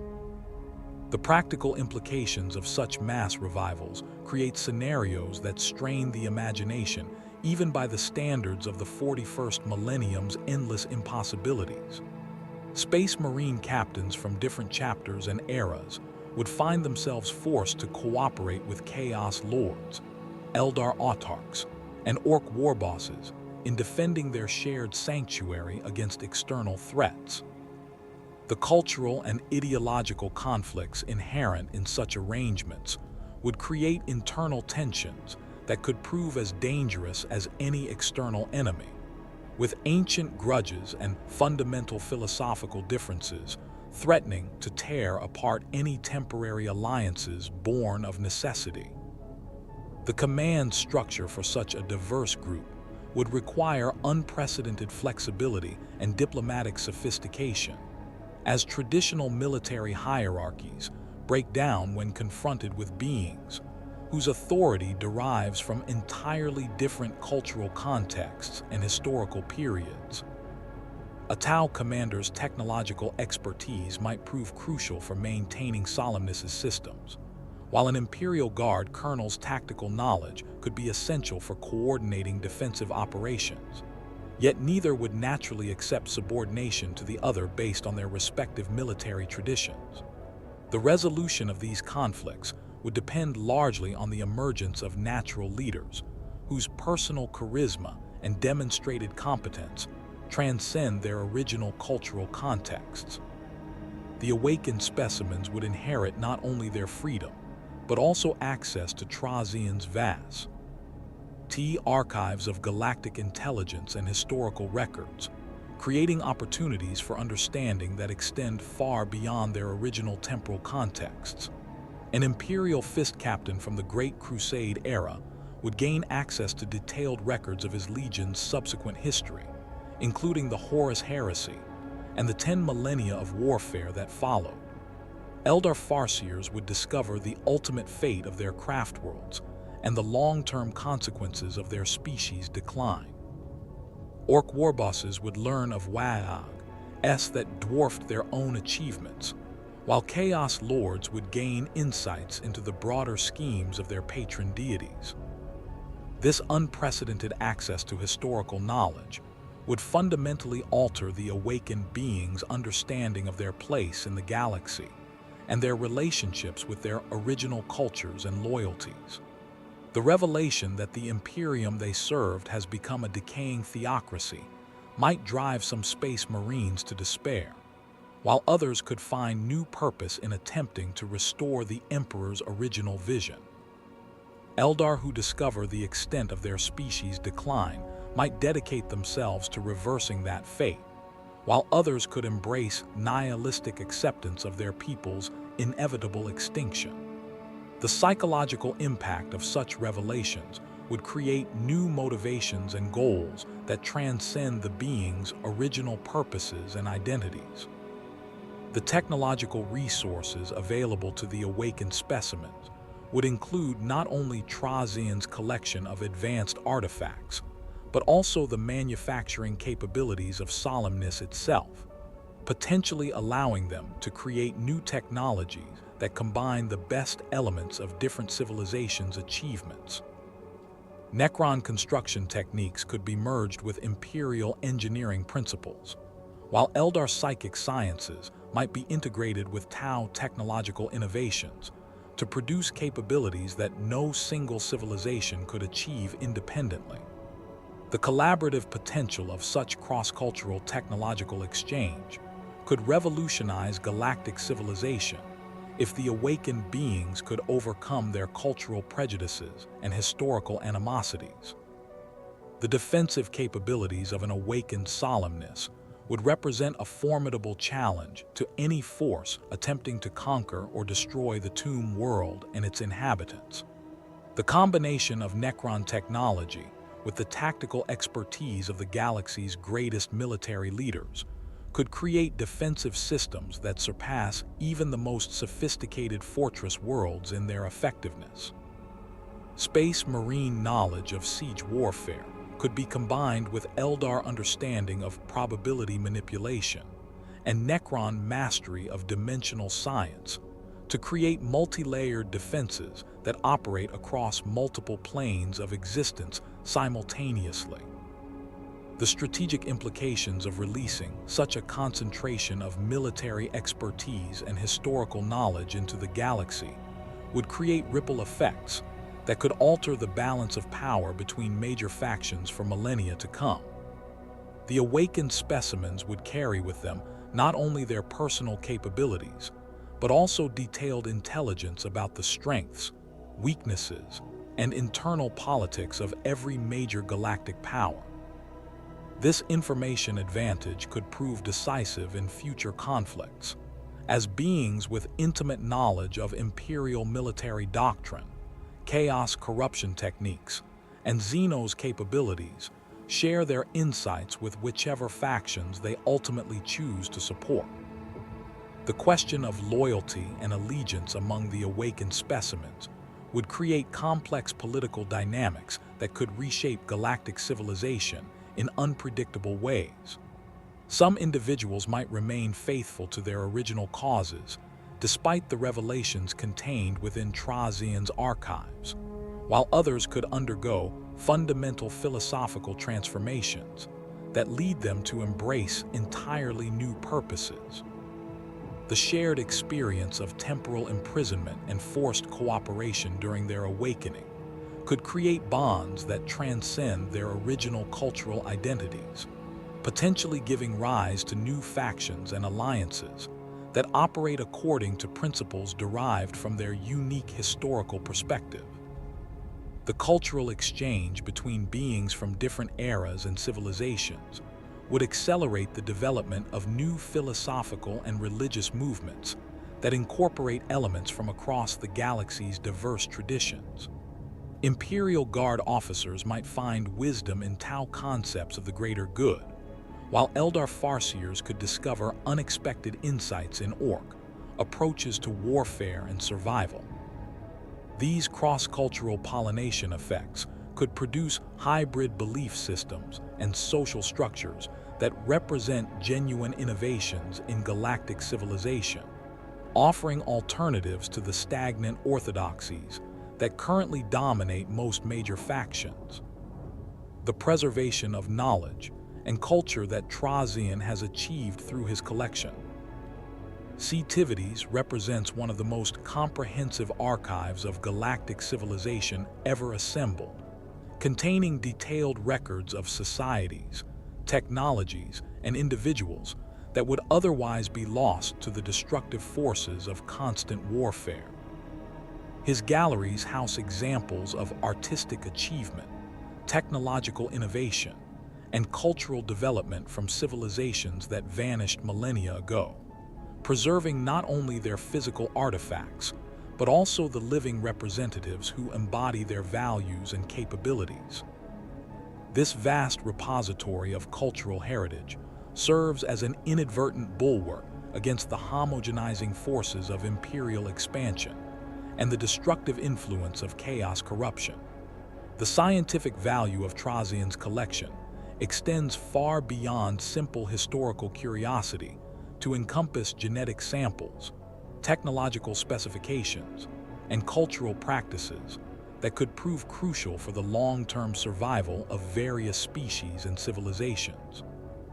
His preserved specimens include individuals whose genetic lineages represent irreplaceable diversity within their respective species, while his technological artifacts contain manufacturing techniques and scientific principles that could revolutionize current understanding in multiple fields.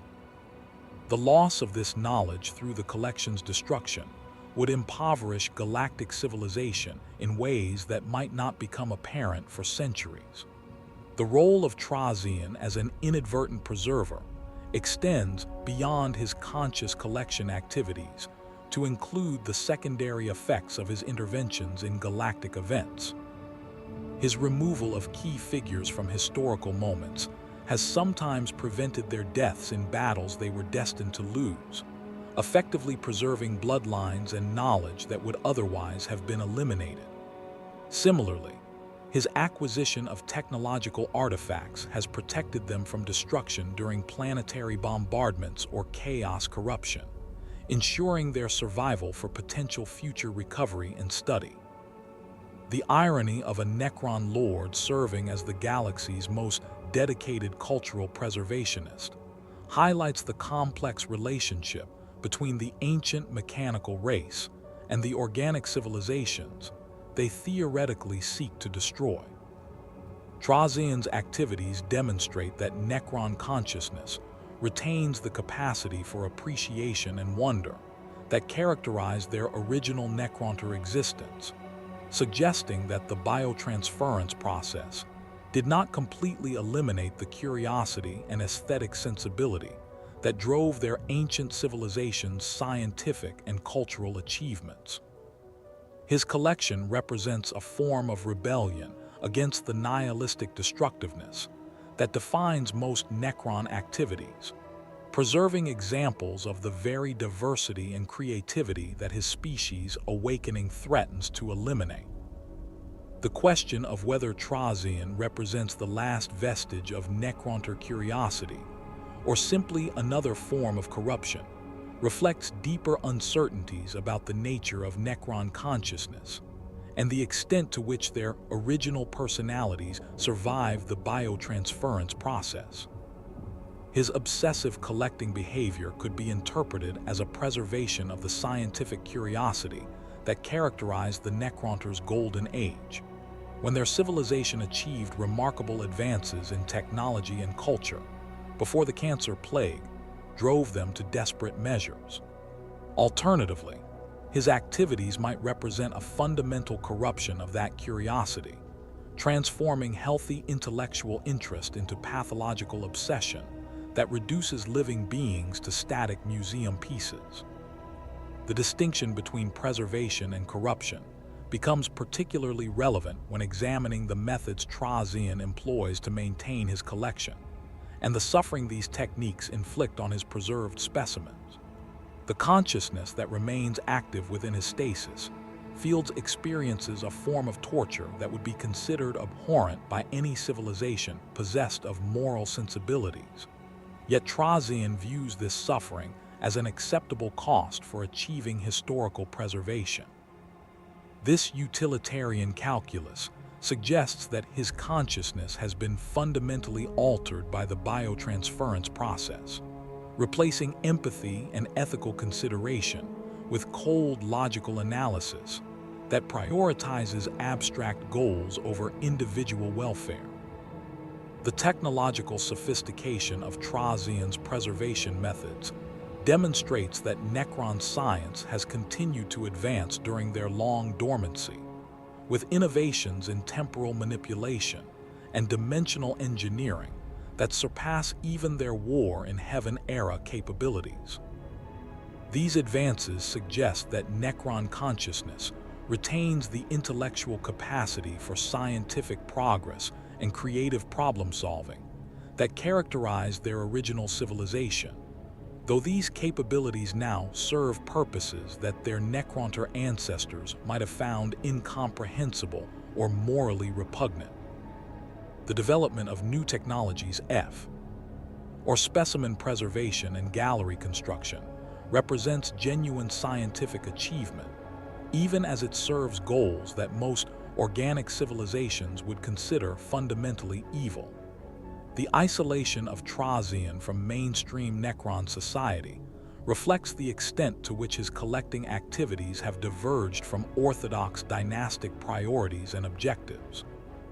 His fellow overlords view his preservation of organic specimens with suspicion and occasionally open hostility, considering such activities to be distractions from their species' rightful destiny of galactic reconquest. This philosophical divide suggests that the biotransference process affected individual Necron consciousness in different ways, with some retaining elements of their original curiosity and intellectual interests, while others embraced the nihilistic destructiveness that characterizes most awakened dynasties. The legacy of Trazyn the Infinite extends far beyond his personal collection to encompass the broader implications of his activities for galactic civilization and the future development of interspecies relationships.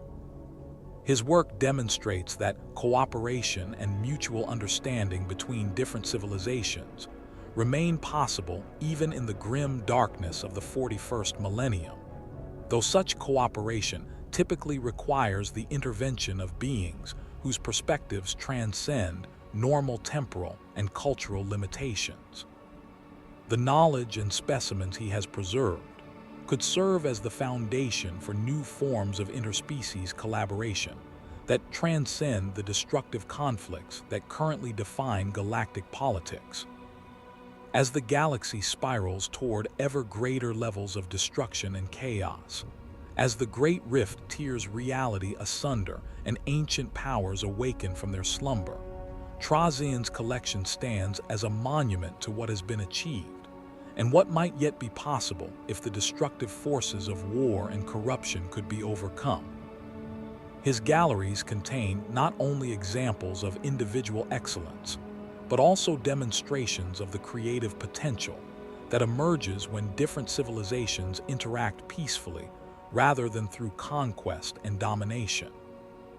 The preservation of this potential for future generations represents perhaps the most significant contribution that any individual has made to galactic civilization, regardless of the questionable methods employed to achieve it. The ultimate fate of Trazyn and his collection remains uncertain, subject to the same forces of entropy and destruction that threaten all achievements in the 41st millennium. Yet the very existence of his preservation efforts demonstrates that the capacity for wonder, curiosity, and cultural appreciation survives even in the galaxy's darkest corners, offering hope that these qualities might someday triumph over the destructive impulses that currently dominate galactic civilization. Whether Trazyn represents the last flickering ember of Necronter enlightenment, or the first sign of a new form of consciousness that could bridge the gap between organic and mechanical existence, his legacy will endure as long as a single specimen remains preserved within the infinite galleries of Solemnace. In the end, The Overlord of Solemnace stands as a testament to the enduring power of memory and the eternal struggle against oblivion. His collection, born from obsession and maintained through methods that horrify the living, nevertheless preserves truths that would otherwise vanish into the void of forgotten history. And so the galleries of Solemnace remain, timeless monuments to civilizations past and present, awaiting an uncertain future when their secrets might finally be revealed, or when they might simply fade into the eternal darkness, alongside all the other lost wonders of a dying galaxy.